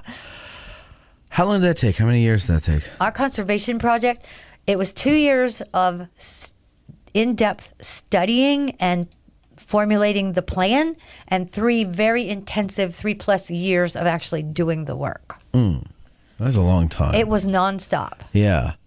But what a great job everybody did on that. I mean, it's beautiful. And the thing that they must, well, maybe they did, and I just assumed they didn't, have back in the olden times was the light and sound show that we have. Exactly. They did not. Well, okay. So then that makes it even more like dramatic. It puts you right in the middle of it. The sounds, I'm a big proponent of really good sound effects, and like Well, and that was a really in-depth discussion we had. Yeah. Because at the table, you've got half the people there said, "Oh no, we're bringing this painting back. It's magnificent. It'll stand on its own." And the other half saying, "Hey, do you know how many school buses we get every spring? You think they're going to stand out there and look at a painting?" No, they're not. So we had to meet in the middle. Yeah, no, and it's a perfect place to meet. It's just great.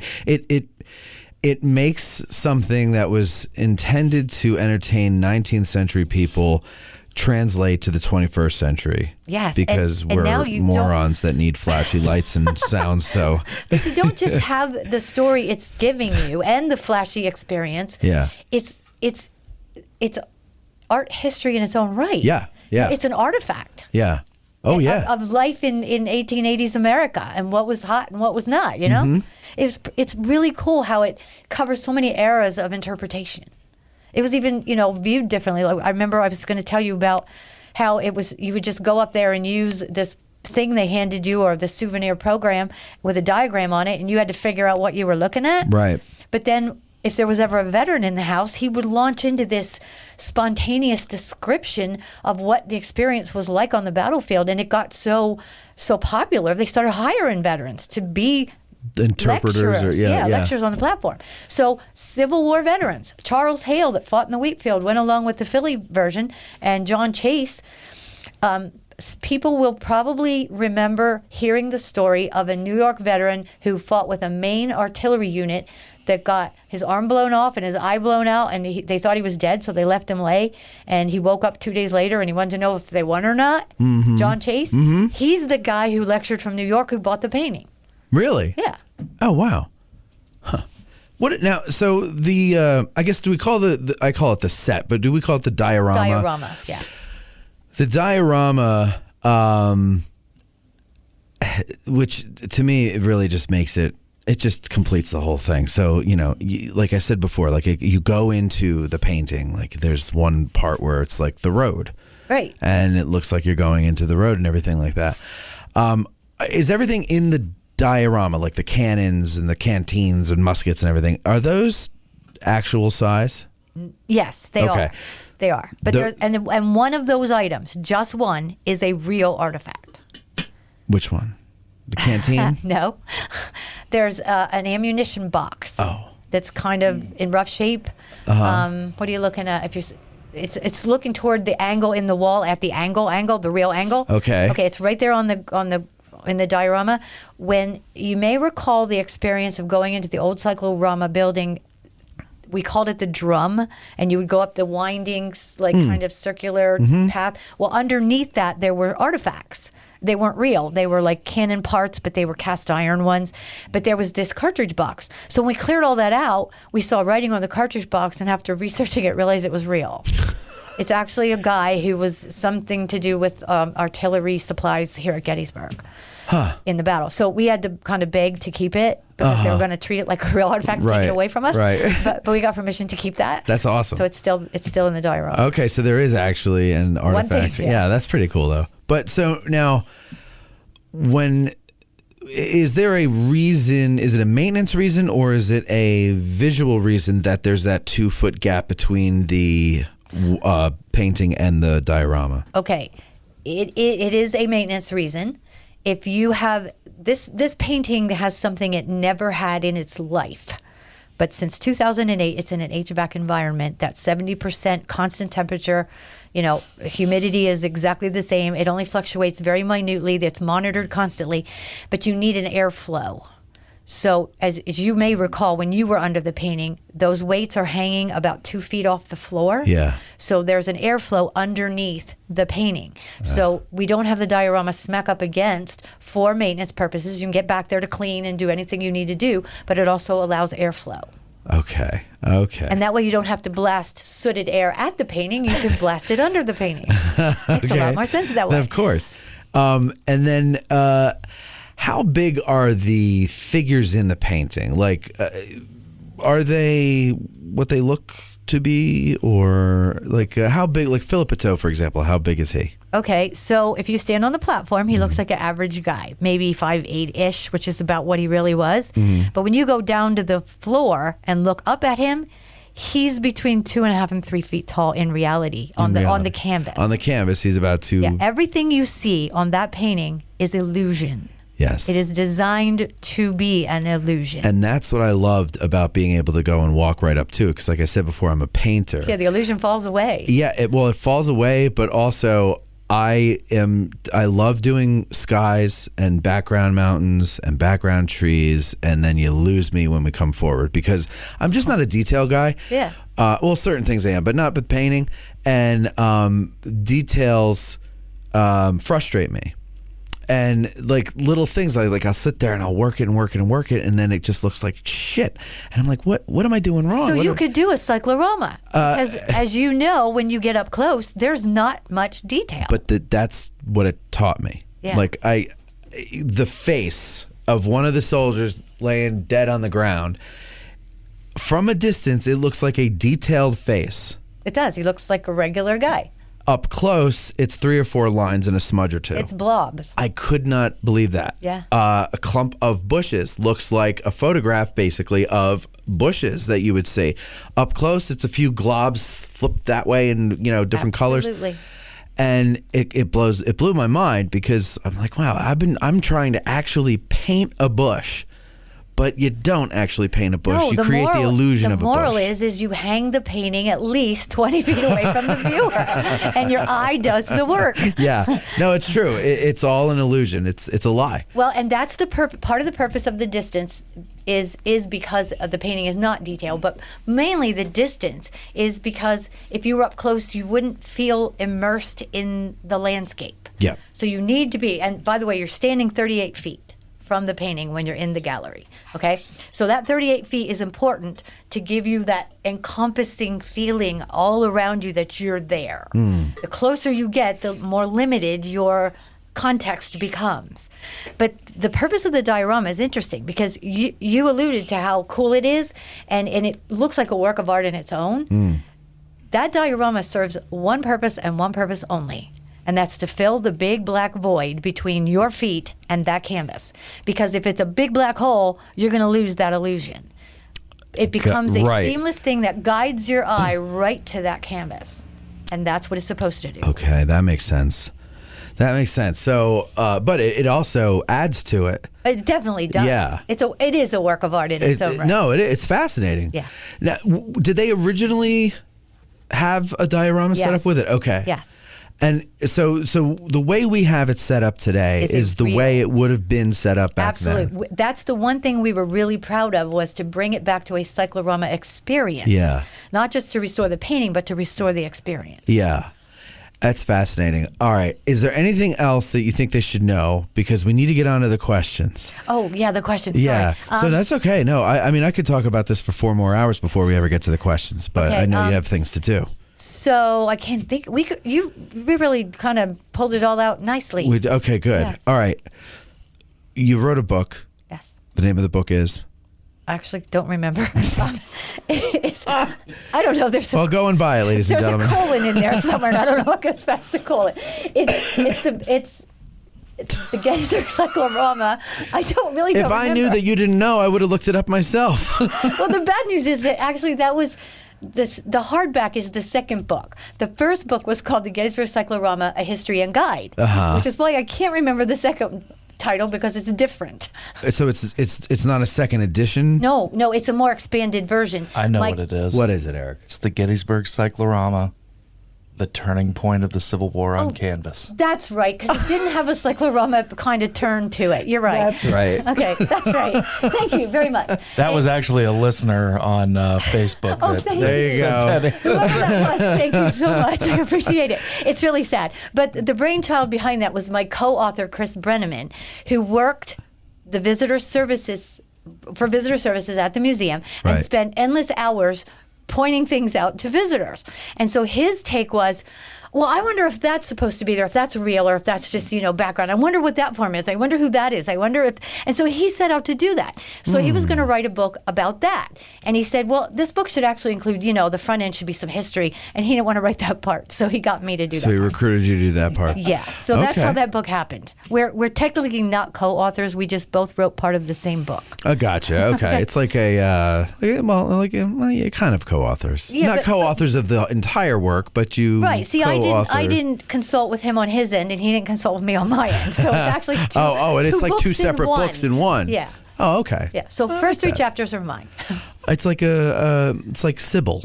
It's like if Yeah. Sybil were a book. and then the third name on there was our professional photographer. So There you go. So there's your other third person. personality. Okay. Well, good. All right. So people can go and find the book. What's the name of it again? Man, Wait, what is it? it's the Gettysburg Cyclorama. Something. See, it's not a memorable term. The I word read it straight cyclorama out of the is in it. comments. That's all you got to know. Just Google cyclorama. All right, we got a lot of comments from people here. They're loving this, Sue. They're loving you on here. So we're gonna take a break. We'll come back and we'll get to our questions from our patrons who get to submit them because they are the first to know just about everything over at patreon.com/Addressing Gettysburg. If you'd like to submit your questions for our guides, then you got to get that membership over there at Patreon. We just launched not too long ago the new First Lieutenant level, which is $25 a month, and you get video on top of all the other wonders that you get. So let's take that break and we'll come back in 2 shakes of a lamb's tail. We'll be right back. Have you noticed our revamped website at addressinggettysburg.com? Well, that's the fine work of a man named Mike Stretch, and he also redid our logo for us.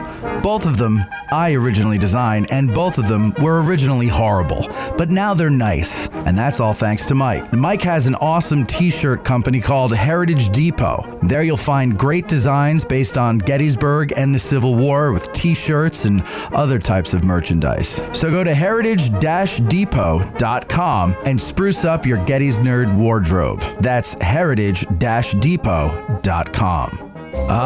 The season is finally here. 2021 is gonna be a great year, and we know that you're gonna come down to Gettysburg. And when you do come down to Gettysburg, you gotta take a tour with Getty's Bike Tours. Getty's Bike Tours has been in business since 2005. It is the best way to see the battlefield. Why?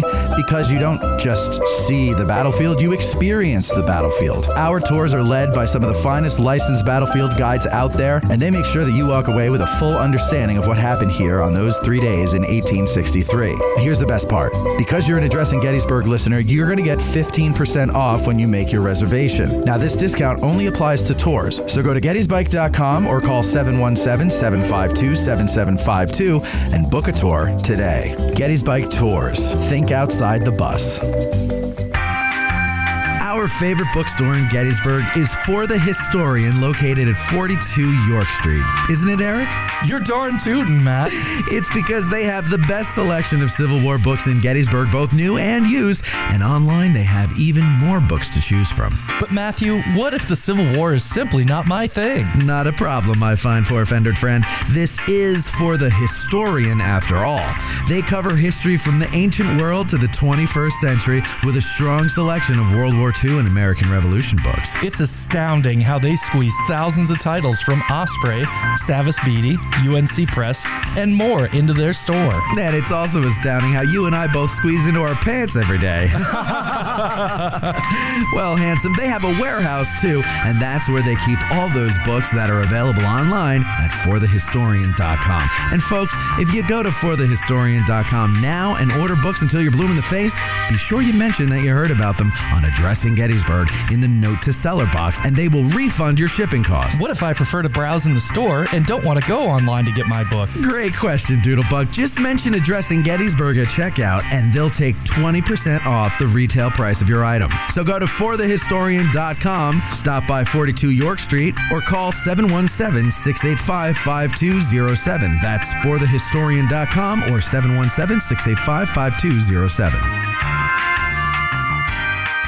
I think it's fair to say that we all appreciate the licensed battlefield guides who come on the show regularly and share their knowledge with us all, right? Right. And you know that we're always encouraging you to hire a guide every time you visit Gettysburg. There's just too much to learn in one tour. Well, now we've made it easier for you to hire those guides right through our own website. Just go to addressinggettysburg.com/book-a-tour. Find the date that you want to come and follow the instructions. It's that easy. You'll receive a confirmation email which will have all the information you need as to where and when to meet your guide. That's addressinggettysburg.com/LBG. There's just no better way to see the town you're visiting than to eat your way through it. Enjoy a culinary and cultural experience through historic downtown Gettysburg, one delicious bite at a time with Saber Gettysburg food tours. Their season runs from April through November with a special Christmas Tastes and Traditions walking food tour during the month of December. Saber Gettysburg Food Tours offers an unmatched 3-hour food tasting experience coupled with a cultural and historical walking tour of the town of Gettysburg. Their walking food tour lets you get an inside view and taste of Gettysburg's Gettysburg's most loved eateries. Choose from several unique tours. Experience the history and culture that only Gettysburg can offer. Go to SaverGettysburgFoodTours.com and enter promo code AG2021 to receive $5 off your tour. Eat, walk, and savor Gettysburg.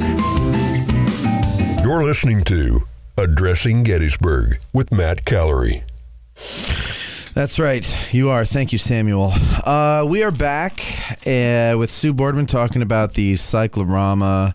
What a fascinating show this has been. I'm telling you, if you get a chance, how hard would it be if we organized, let's say for October, our own little evening with the painting for Addressing Gettysburg listeners? How hard would that be? You can do it, but you have limits to the number of people, so it would That's be pretty fine. much of an exclusive, like first come, first serve. Sorry, no more people. But Exactly. I love excluding people, so that would be perfect. do you like that? No, I don't, but You should be a parent. I've tried, but nobody wants to join me with that. So Okay. I'm alone Sorry. forever. Okay. Thanks, Sue. Now I've gone and ruined everything. Okay. I of course need to take it up with the powers that be, but it is Sure. absolutely doable. So I could do that through the foundation. Yeah, and I can help you with that. Okay, that'd be great. I Absolutely. think people would love that. Wouldn't that be cool? We do a free walking tour of the battlefield once a month on the third Saturday of the month. I think it would be, but most of the people that come in to town, they're coming in on Friday. Mm-hmm. So I think it'd be cool if we could do it on a Friday night prior to our walking tour on Saturday. Sounds like fun. And it would keep everybody sober. That's the other thing too. Why? What? Well, you can't. What can we bring to you?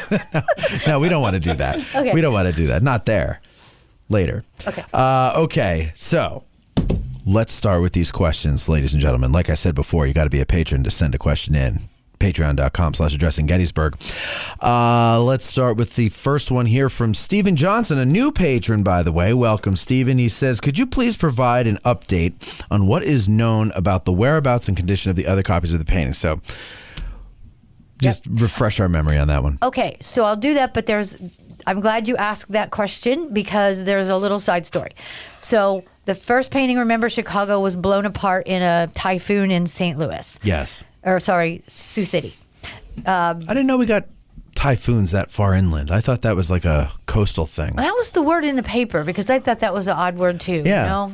What am I thinking of? Hurricanes? Monsoon. Or twisters? Well, twisters, that's inland. See, I would think. to me, that would be, maybe that's what they meant by typhoon, but it was in the paper, typhoon. Okay, well. So I mean, I would don't go with doubt them. you. I'm just saying that's such it's a okay. weird word. You can doubt me all you want. Okay. Phillies was crushed under a building when they poked a hole in it. Mm-hmm.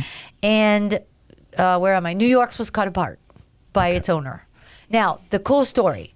There is currently a painting in Wake Forest University in storage that was just sold to some investors who then turned it over. Long story, but anyway, and it was touted as the first Chicago Cyclorama of Gettysburg, the original, and that was what caused the investors to buy it.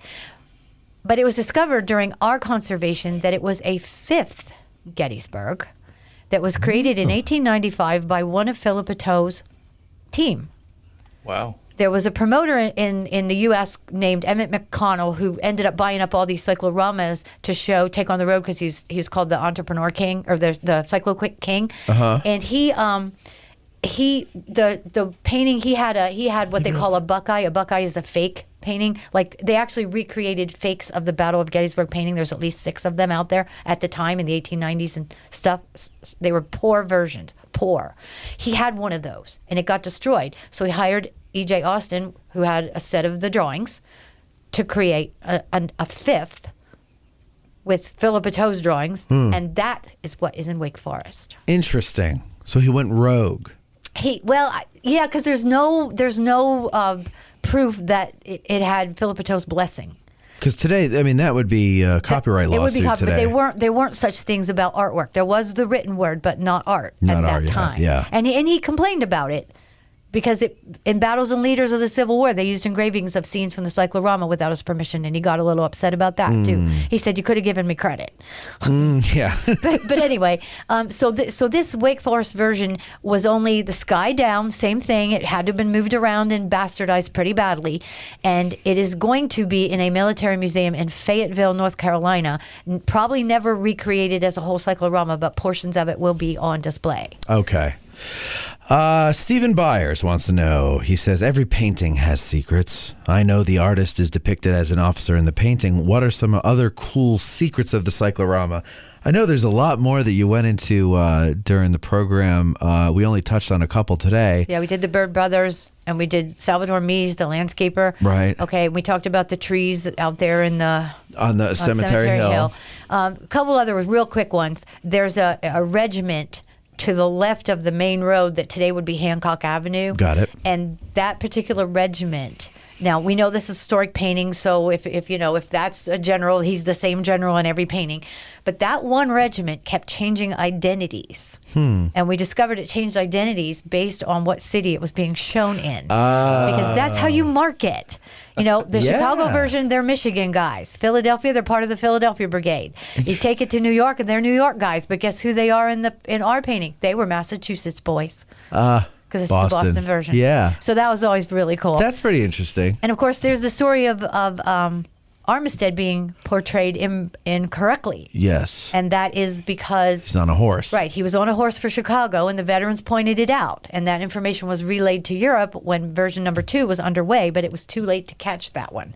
So that's our version. Okay. Again, he's on a horse. The two last versions, they're corrected, but they don't exist. So we don't have any correct versions. Oh, really? But we think that in the retelling of the story, he got him confused with Garnet. Yes. Who did ride and did die, mortally wounded going across. Now, isn't it Armistead, his head's thrown back, right? Yeah, right. Now, didn't you say that with him there's like a ghost image of him? Yeah, if you could... So if you ever go to the cyclorama, bring binoculars, because above Armistead's head, if you can see it clearly enough, there's an outline of the sketched face that the portrait painter did not follow. Right. And over the years, that carbon pencil bled through the paint layer. And there's several other versions of that. Like there's a fence line by Meade's headquarters. That's right. Has a bunch of ghosted soldiers images that were never painted, but the sketching bled through. And if you don't know they're there, you'll never find them. Right. But if you know they're there, you can see them. Yeah, unless you're one of those people who's sensitive to things like that, ghosts, Yeah. because Pencils. Pencils, right? I'm sensitive to ghost pencils. Because, you meet people around here who think there are ghosts everywhere. Yeah. And they tell you, well, I'm sensitive to those things. I can tell, you can't tell, I can tell. Okay, I'll tell you. So they could depict them, or they could fess up to detect something. them. Oh, gosh. So I'm a retired nurse, right? So I was with a tour, and the guy kept asking me these really hardcore questions. Great, I love that. But the woman kept asking me everywhere we stopped, so did you ever see anything here? And finally, by the time I got to Devil's Den, I just about had it. And guides are not to, let on that sometimes things can get under your skin. Sure. And I just looked at her, I said, no, I've never seen anything out of the ordinary. I only see what is actually there. And she said, oh, well, you're just not sensitive. See? And I said, I'm a freaking nurse. I'm sensitive. I'm sensitive for the living. There's nothing I could do for the dead. You need something, I'm sensitive. That's a good answer. I'll give you a Dan Butterfield for that. Dan Butterfield. All right, good job. All right, so I have a question. Yeah, go ahead, Eric. Kind of on this thread. Sure. So everybody talks about the European haystack and the Norwegian spruces that are on Cemetery Hill and all that. Does anybody ever bring up the fact that they're not really U.S. federal issue uniforms that these guys are wearing? They're very much French. Yeah. Yeah. Okay. Have you ever saw the Chicago painting? The pants were French, the knapsacks were Okay. French. It was bad. So ours is a pretty fixed version, even Okay. though, yes, there are some irregularities that tend to lean toward the Yeah, European they've got like branch of service epaulettes on their Yeah. uniforms, and there are quite a few like French pattern knapsacks. That takes a you lot. can see. That takes a real buff to point out, though. The average guy that misses that. Sure. They do take umbrage sometimes with our caissons that don't look quite right. Okay. Like we don't have any Napoleons at the angle. They're all Parrot guns. Yeah. Or 3-inch ordnance rifles. Yeah. I guess it was hard to paint the green one. No. Well, isn't that all right, Chad Hudson, he says, usually to keep the painting from fading, it's kept in low light situations. With all the flashes of light, noise, and all the moisture that human breath produces, I want to know if the actual painting is getting special treatment to combat all these hazardous things to an old masterpiece. What kind of restoration techniques, we went over those, are being applied to the canvas itself? Does it require restoration work? So we kind of touched on all this stuff, but pull it all together. But that's a good question. And as I mentioned, it's now in an HVAC environment that kind of remediates those imbalances. Remember that the audience is 38 feet from the painting, so that human breath is more than likely to be sucked out by the HVAC system before it gets to the painting. Important, the lighting is all UV filtered. It's also quite distant. It looks like the lighting is a lot closer than it is. When you stand in the gallery, you look over your head, that canopy that serves a purpose, that's where all the lighting comes hiding from. all the lights, It's yeah. all, the light bank is up there. It's all UV filtered. We're careful about that. Also, it's light. We have light meters, and there's so many foot candles per minute allowed on a canvas before damage, and we are well under it. It's metered continuously. So, and when there isn't a show going on, you Right. don't have lights on And them. sustained lighting is Right. what's more harmful. Right. Like they tell you to don't use flash in the gallery. It's not because the flash is hurting the painting. It's because so you don't bother the other visitors. Exactly. Yeah, you can. If when you're there with my groups at night and there isn't a show going on, Right. you can use all the flash you want. Right. You're too far away to have any. It's not going to any damage effect. the painting. Right. It's a flash. It's just a flash. It's just a quick little thing. Sustained Yeah. light is what harms the Yeah. painting. Yeah. All right. Bill Richardson. Let's move on to him. Governor of New Mexico, former governor of New Mexico. We have some heavy hitters that listen to the show. It's No, not it's him. not that Bill Richardson. Well, I was into the Kate Von D because I was hoping it was Kat Von D. Oh, it is Kat Von D. Yeah. Yeah. No, that is true. Okay, Bill Richardson. 1, how long did it take to paint the cyclorama? Okay, we did cover that. A year to do all the prep work and hire the team and get it all diagrammed out, and then 1 year per painting. 2, is there a scene depicting a wounded President Lincoln? Yes. If you look at Meade's headquarters, there's a well in the foreground. They're throwing him in the well. No. Oh. Right above the well are 2 men carrying a third man who appears to be wounded. 2 interesting things about that. He's wearing a suit, not a uniform. And 2, he's being carried, interestingly, the same way Lincoln was carried out of the Ford's Theater and over to the Peterson House the night he was assassinated. 2 men carrying him under the knees and 2 men carrying him under his armpits. Usually you carry a soldier on a litter. Yeah. So intentional, we don't know, but that is Lincoln. That is to Interesting. portray Lincoln wounded, because Lincoln's leading a wounded nation. Since he wasn't here physically, he is symbolically here. Okay. Would you all be damning about I had the no carrying? idea that Lincoln was in the painting. Oh, Really? yeah. Yeah, I had and no now that idea. you know, you'll be able to pick out the Yeah. vignette I'm talking about. Yeah, I didn't know until I went to the evening with the painting. Yeah, it's pretty cool. It is cool. There's a lot of cool stuff here. And it's nice that it's not like the Arkansas State Memorial where Lincoln's being trampled by a How bunch about of it? dudes. Good of you to know that. Yeah. Yeah. Kat Von D. I understand that Felipe had a series of photos taken to refer to while he was painting. Where were those photos taken from, and are they accessible to the public? Okay, great question. When you drive up Hancock Avenue and you just pass the copse of trees, which is that clump of trees with the fence around it, and you pull over to the right and park your car, don't look to your left, look to your right. And right in the middle of that sidewalk is a wayside. That wayside marks the spot where the platform stood that Felipe and Tipton stood upon to capture that landscape. So is it right where the wayside is, or is the wayside looking at the spot? Like, in other words, Is it, or are you just giving a general area? You remind me of the three guides that were arguing over the 4th Michigan Monument about whether or not it actually marked the spot that Jeffords was killed, or was it 4 foot to the west? It's like, seriously? I mean, does it change the outcome? Yeah.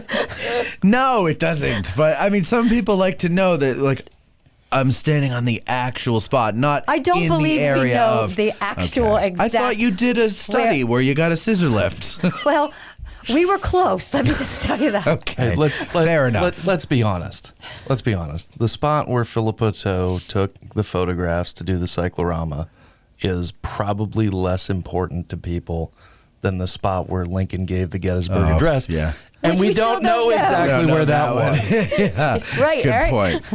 All right, Balthazar. He has 3 questions. Okay. When and which cities was the first major tour of the Cyclorama portrait? I should have edited this here.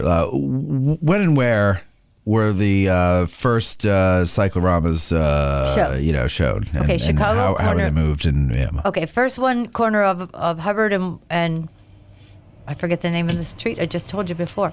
And Hubbard wait, Court where, and where are you saying? Chicago. Chicago. I think, did it begin with a P? Oh, don't be A T. I don't know. I don't- It was like Tremont. no, or- that's Boston. Oh, damn it. Boston's 541 Tremont Street. Tremont Exactly. Street, okay. It is, and you can go see that building. Then you didn't say Chicago. I don't think. Yeah, Union Square is New York. Okay. There was a You did say that. and there was one. It moved to Brooklyn. I don't know where in Brooklyn, but the old newspapers clearly advertise it repeatedly over and over and give the address of the corner. It's Madison and something. Okay. In In New York City. New York City. Yeah. And then your Philadelphia was corner of Broad and Cherry.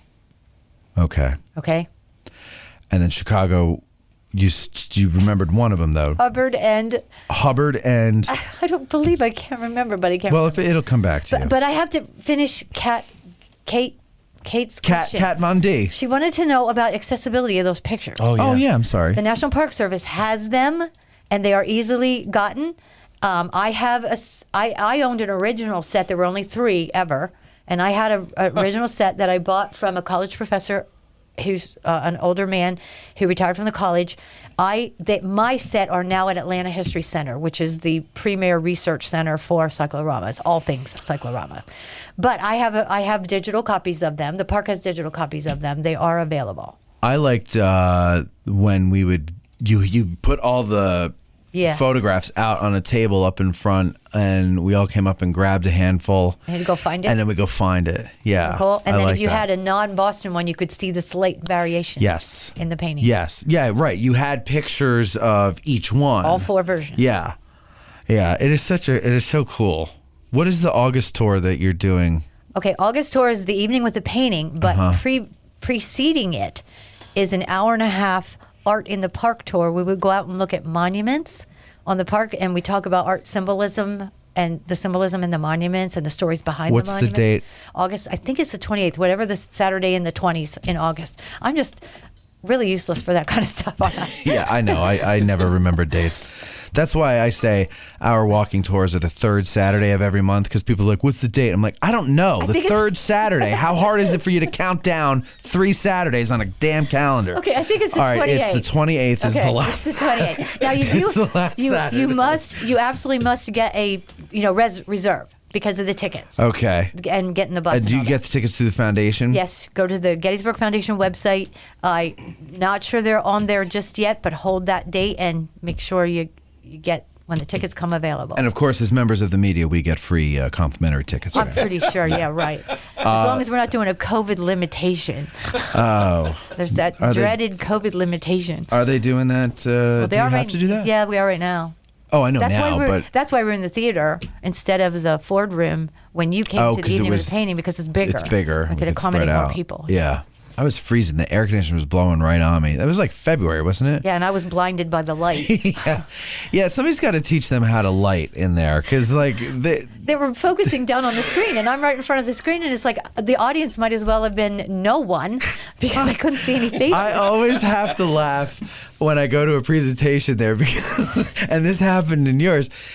At first, they turn the lights that shoot on the screen itself. Yes. They turn them off. Right. Which is what you're supposed to do. Right. And then out of nowhere, midway through your presentation, they pop them back on, and now we can't see what you're showing on the screen. And I couldn't see a thing. And I'm like, who? Clearly nobody took stagecraft when that's hired there, because it's IT is not stagecraft. no, it's not. I would be willing to, for free, teach them just the basics of that would be awesome. Presentation. But I will tell you, hopefully we don't have to do it in that room anymore, because the Ford room is just more comfortable. Yeah. No, it's really cool, and I really am going to try to. You put me in touch with people who we can do this with, Sure. and I would like to fun. really get a private version of that done, and everybody we would pay. Well, we have to course. start with what weekend that is. That is the third Saturday in October. And what date is that, Matt? Eric, what date is that? Hold on, hang on. Let me look at my calendar. I right got it quick. here. I got it. That's the 16th. Yes. Okay. Yeah. So that would be the 15th. We would 15th want to would do it on Okay. October 15th. All right. Let's see if we can make that happen. Yeah, that would be awesome. And of course, listeners, we will let you know if we can actually succeed in pulling that off. We'll be advertising it, but it will be limited. Yep. Like 30? How big of a group do you? Because we go under the painting, you have to keep that in mind, that if we had 30 people, that would work. 30 would work. We divide it into 4 groups, and each group would take its turn under the painting and on the diorama. Perfect. All right, good. All right, so that's it for the podcast audience. But we had a lot of comments in here on Facebook that we're gonna stop the podcast show, and then we're gonna continue with our live feed. And I want you to hear some of these things. People are raving about you, Sue. Oh, thank you, Yes, folks. so they are really enjoying it. So, ladies and gentlemen that are listening on the podcast, thank you very much for listening. And this is why you have to join Facebook. Because you get live videos like this where they extend beyond. As for Eric, Eric would like to thank you. Yes. I And don't know what's happening. I'm closing out the podcast for Sue, thank you very much for coming. I really pleasure. could spend all afternoon doing this, but If you come, people, bring a camera. You're allowed to shoot pictures. Don't bring a video camera. You're not allowed to do that. And you. Oh, interesting. Well, if you're going to see the program, because that's copyrighted. Now, for our presentation, yeah, you can video the cyclorama, but if you're going to do anything with it, like sell it, you have to get permission from the park. Oh, yeah. And the other thing is bring binoculars. You can see really cool stuff. Yeah, that's cool. Binoculars. I didn't think of that last time, but I'll think of it this time. Okay, so thank you very much, Sue, for coming on. My pleasure. Absolute my pleasure. And Thanks, folks. ladies and gentlemen, as I often say, if you would like to take a tour with any of the guides that you hear here, you don't need to send me an email anymore. You can go to addressinggettysburg.com/LBG and or just tours, and then find licensed battlefield guides, and you can set it up right there at your convenience. Otherwise, thank you for listening, and we will talk to you next time. Have a good one. Our hearts so stout have got us fame, forsooth 'tis known from whence we came. Wherever we go, they dread the name of Gary Owen in glory. Instead of spa, we'll drink down ale and pay the reckoning on the nail. No man for debt shall go to jail from Gary Owen in glory. Instead of spa, we'll drink down ale and pay the reckoning on the nail. No man for debt shall go to jail from Gary Owen in glory.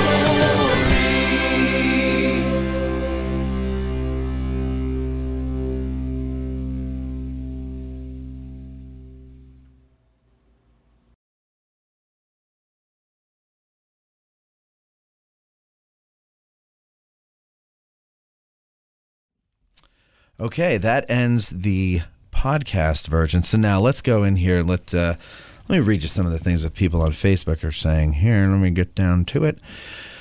Sue is amazing and loved being on her tour. That's Anthony Boardner who said that. Charlie Thornton says, hi, Sue. Hi, Charlie. Cheryl Rice says, hi, Sue. Hello from Oregon. Oh, neat. Anthony Boarder said, love looking up from the ground level and not being able to see the top. Oh, because he got drunk and passed out on the floor. No, he's talking about the... hello, Sue, from a Northumberland... from a Northumberland County native. That's Anthony again. That's my homie. Yeah. I'm from up there. Well, Anthony Boardner. Anthony Boardner. You know Awesome. him? Hi, Anthony.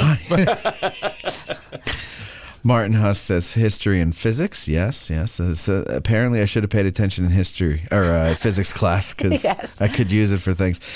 Let's see here. We got somebody checking in from Ohio. Gail Harden just says, "Wow." Estella Beard listening from Red Hill, PA. Know her? All right. Gail says again, pictures would have been helpful during this presentation. Good job, Sorry. Eric. Oh, yeah, You my ruined bad. Gail's day. I know. That's my specialty. Oh man. Oh, speaking of which, I'm going to add a couple of pictures into the scene real quick. Just continue on. Oh boy. And I'll All right, let you I'm know sure I'll when see it I'm when they come up. So yeah, Gail, I'm sorry. You'll have to talk to Eric about that. Eric at addressinggettysburg.com. You sent him a mean email. Martin Huss says, just took out the Cyclorama. Okay, he was the guy about the postcard.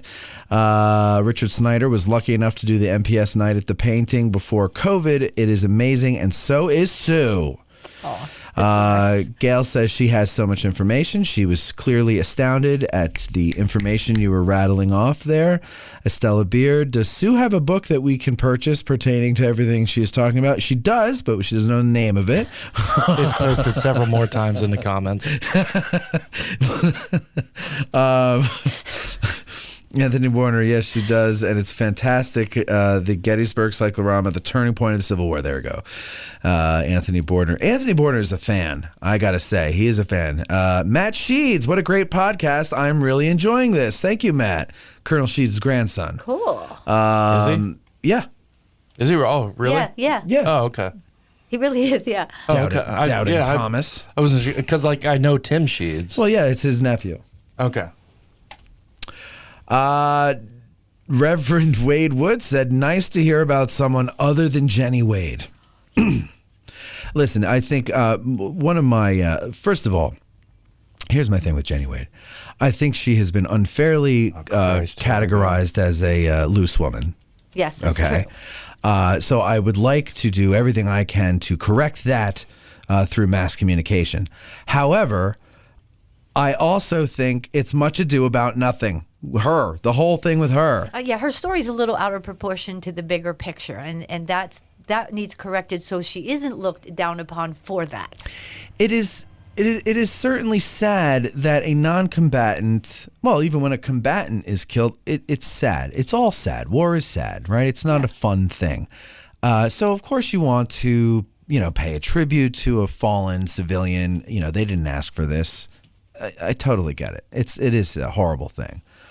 But when you have, Elizabeth Thorne is just one of many women who lived past the battle and did tremendous things for the wounded, for the dead, and we barely know their names. Yeah. So you want to do an Elizabeth Thorne episode one day? You can come on and we could do that. You want to talk about any other woman? We can come on and do that. I am not shy about that. I think we need to talk more about everything that they did. Because frankly, let's be honest, if they didn't do the things that they did, the human race would have died because all the men of that generation would have just died off because we would have just sat around going, I don't know how to do this. Oh my God. If it wasn't for, I'm saying they're heroic. What is wrong with that? You can't, see, I don't even know what you can say anymore. Eric, I'm with Matt on this one, so it's 2-1. I mean, let's be honest. It's the voices. The voices are what kills me. Why? Because it sounds like you spend half your day licking the windows clean. Well, that's the persona that I'm trying to portray. Oh my God. Men are helpless without a woman. We are. Not to mention, you don't breed well, so there would not be any next generation. No, this is what I'm saying. That whole generation would have died off if it weren't for the women helping us. So let's sing their praises and let's talk about some of them. I don't know any of their names, but you might know their names.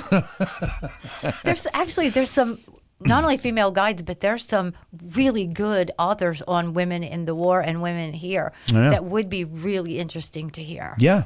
Oh, no. There's a couple of real good ones. I'll have anybody on to talk about anything regarding this stuff so that people get a fuller picture of what went on. Fair enough. Because it's all about learning. It is. And laughing. Learning and laughing. You have to laugh because this is horrendous stuff that we're talking about. It's true. It's really not fun. You should hear ER humor. Well, I know. No, it's my cousin is an ER nurse. And I've seen her interact with her friends back when she was just an EMT working her way up.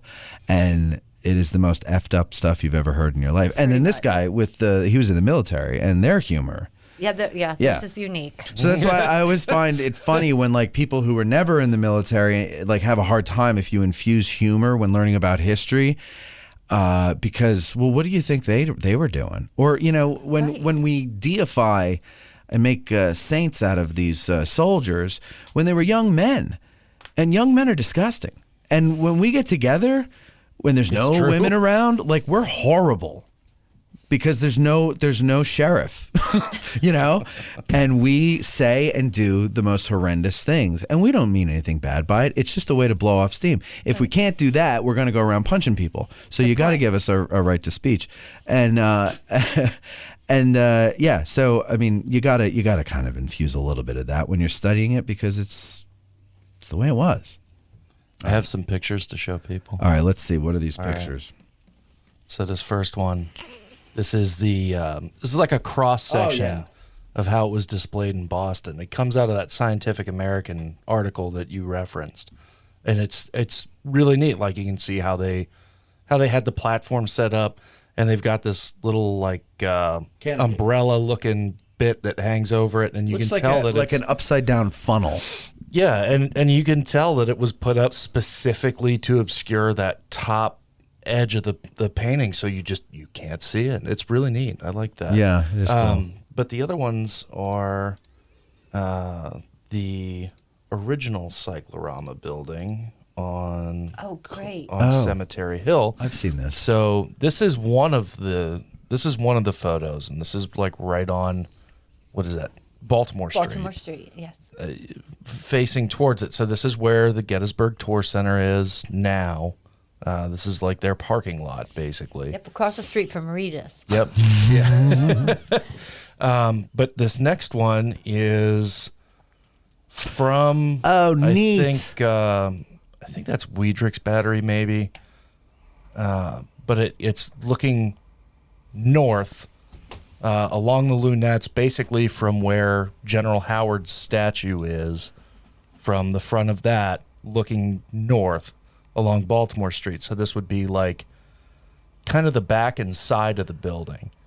Wow. It's got to be in the 30s. There was another photo that I saw that I couldn't find again. I know I have it somewhere. But it's kind of an aerial shot. It was a postcard. Yeah, was it in color? Yes. I remember it because you can see the water of the reservoir in that same picture up on Cemetery Hill. Yep, and you've got the cyclorama in there. So that would give you, if you can find it, that would give you an awesome perspective of where this building was and how big it was in comparison to everything on Baltimore Street. But anyways, that's what I've got. That was pretty neat. So it's right where the tour center is. Yeah. But they advertised it as being right across from the National Cemetery entrance. Yeah. Which essentially is same thing. It's a little bit up the road, but still close enough. It was ish. Anthony says everyone needs to go on the night with the painting tour. You won't be disappointed. Sue is great for our history. Oh, wow, great for our history. Thank you. That's pretty good. Reverend Wade Wood says a lot more history in this painting than I thought. I find that just about anything there's a lot more history to than I originally thought. Like the monuments. Yes. They have their own story. They really do. Yeah, and it's a whole separate history than just what. That's one of those get out of your car moments. Yeah. You really do have to get out and check them out. Yeah, you got to read them. Interesting idea for a tour. What's that? Oh. Sue needs to come back and talk about Culp's Hill. I love Culp's Hill. Okay, well then, good. You need to come back and talk about it, says Anthony. Cheryl Rice says Sue is amazing. She has a wealth of knowledge about Gettysburg and all. You know all. Did you know that? Ask my kids. They'll refute that in a heartbeat. Rain Kaiser says, what a great discussion. Makes me appreciate what we saw even more. And now I want to go back to Gettysburg. That's the idea, Rain. Yes. Come on down. Awesome. It's Ryan. What? It's Ryan. Oh, we did this. We do this all the time. Every time. God. Can you spell it the normal way, You're Ryan? horrible with pronunciation. I'm usually very good with pronunciation, except for when they don't spell it the way it's supposed to be spelled. Oh my God. Aren't you Irish? Yeah, but I don't. It's the Irish way to spell it. I don't read Irish. Oh my God. Read Irish. He just drinks Irish. I just. That's right. Oh, you said this. Just like the Motel 6 will leave a light on for you. Oh, because they're coming down to Gettysburg. Yeah, Got it. yeah. Gail Harden says, I will look at the painting with a new vision this June. What a great presentation. Thank you. Martin Husk says, this is one of those interviews that I'll need to listen to many times. Sue is giving out so much great information. Jim Krause says, she is such a treat. Sue is phenomenal. Oh, that's Eric said that. Yeah, Eric I said said that. Okay. Thanks, Eric. Oh, you're welcome. Okay, Cheryl wanted to talk about the setup with the diorama. 20 feet, haha. Okay, Abby Hoffman. Abby Hoffman.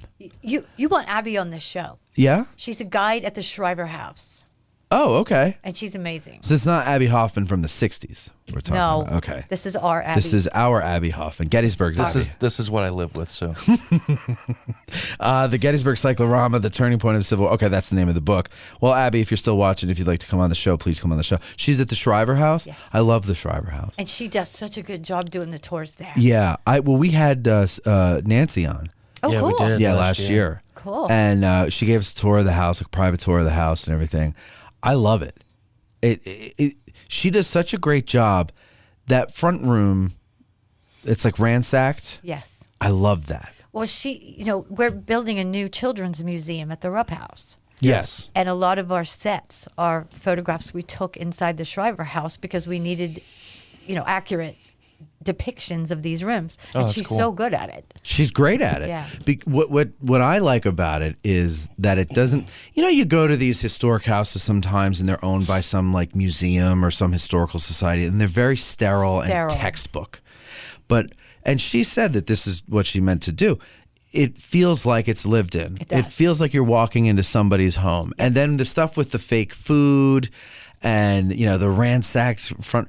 And I hate to give that away because it took me by surprise when we went into that room because, it's like the third or fourth stop in the tour. Yeah. And so when you get up there and you find the room is all ransacked and there's like the chafing dish full of urine, like these little touches, that The blood is on the floor. the blood on the floor, the like animal carcasses, And the cartridges, torn cartridges Yep. up in the attic. Yep. Yeah. Yes, all over the place. That stuff to me makes it. It does make it. It makes it, yeah. Yeah, you can almost picture them there. Absolutely, and it's I this comes up a lot in a lot of our episodes where some people might think I'm a little too scatological, but like the thing about waste, human waste, is such a thing that I'm always thinking about when reading about these armies, human and animal waste. This is one giant latrine. Yeah, exactly. And when you said scatologist, it took me a minute. Now I get it. I don't think they called it scat. No, but I'm trying to just be polite, Okay. But the fact that she had that chafing dish full of urine, Yeah. which is not real urine, ladies and gentlemen, but that to me was the detail that I said, Those I love touches. that you did that. Yeah. Because that's what we would have done, right? You're not going to go out to the outhouse. You're just going to be like, hey, give me Especially that when later. there's Confederates on the street shooting. Yeah. So you're going to do that.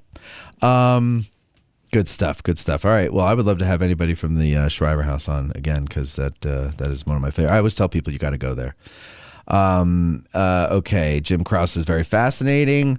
Anthony Borner likes the idea of our own private little night with the painting. Jim Krause says, wonderful. Love Sue. I guess this was towards the end. Thank you, Sue. Everybody's thanking you. She went. Anthony says he went to school with some of your family. Oh, cool. I guess her kids, Anthony? I think he's around my age, so that would make it Your kids, Yes. you said are. Yep.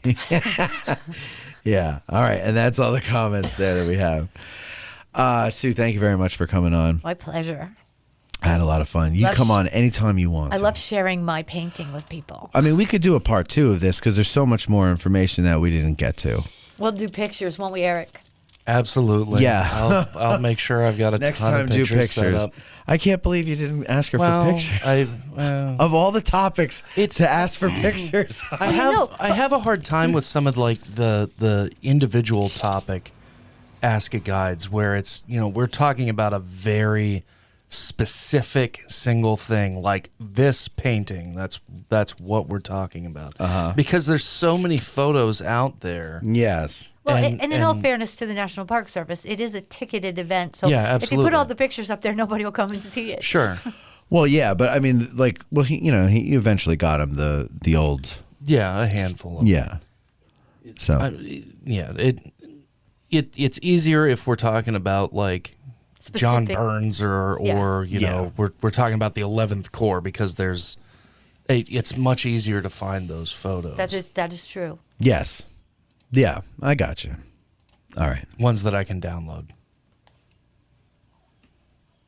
There's no time. Are we going to do this again? No, we're not going to do Thank it God. again. Okay, I promise we're not going to. There's no time. Okay, we're not doing it generally. All right, ladies and gentlemen, we're going to get going. Sue, thank you very much for I having. have told you there is no time for that. There is no time. God, he is cranky. Well, you'd be cranky too if they wanted to knock your monument off. Yes. Yes, I would. I'd be very cranky, especially after having those bad cherries. Okay, we're going to get going. Thank you all for watching. Thank you for your comments. And make sure you share this when it comes out on the podcast feed so that everybody can hear all of this information. Thanks again, Sue. My pleasure. Have a good night, everybody. Have a good day, whatever. Good day. Good night. Bye-bye.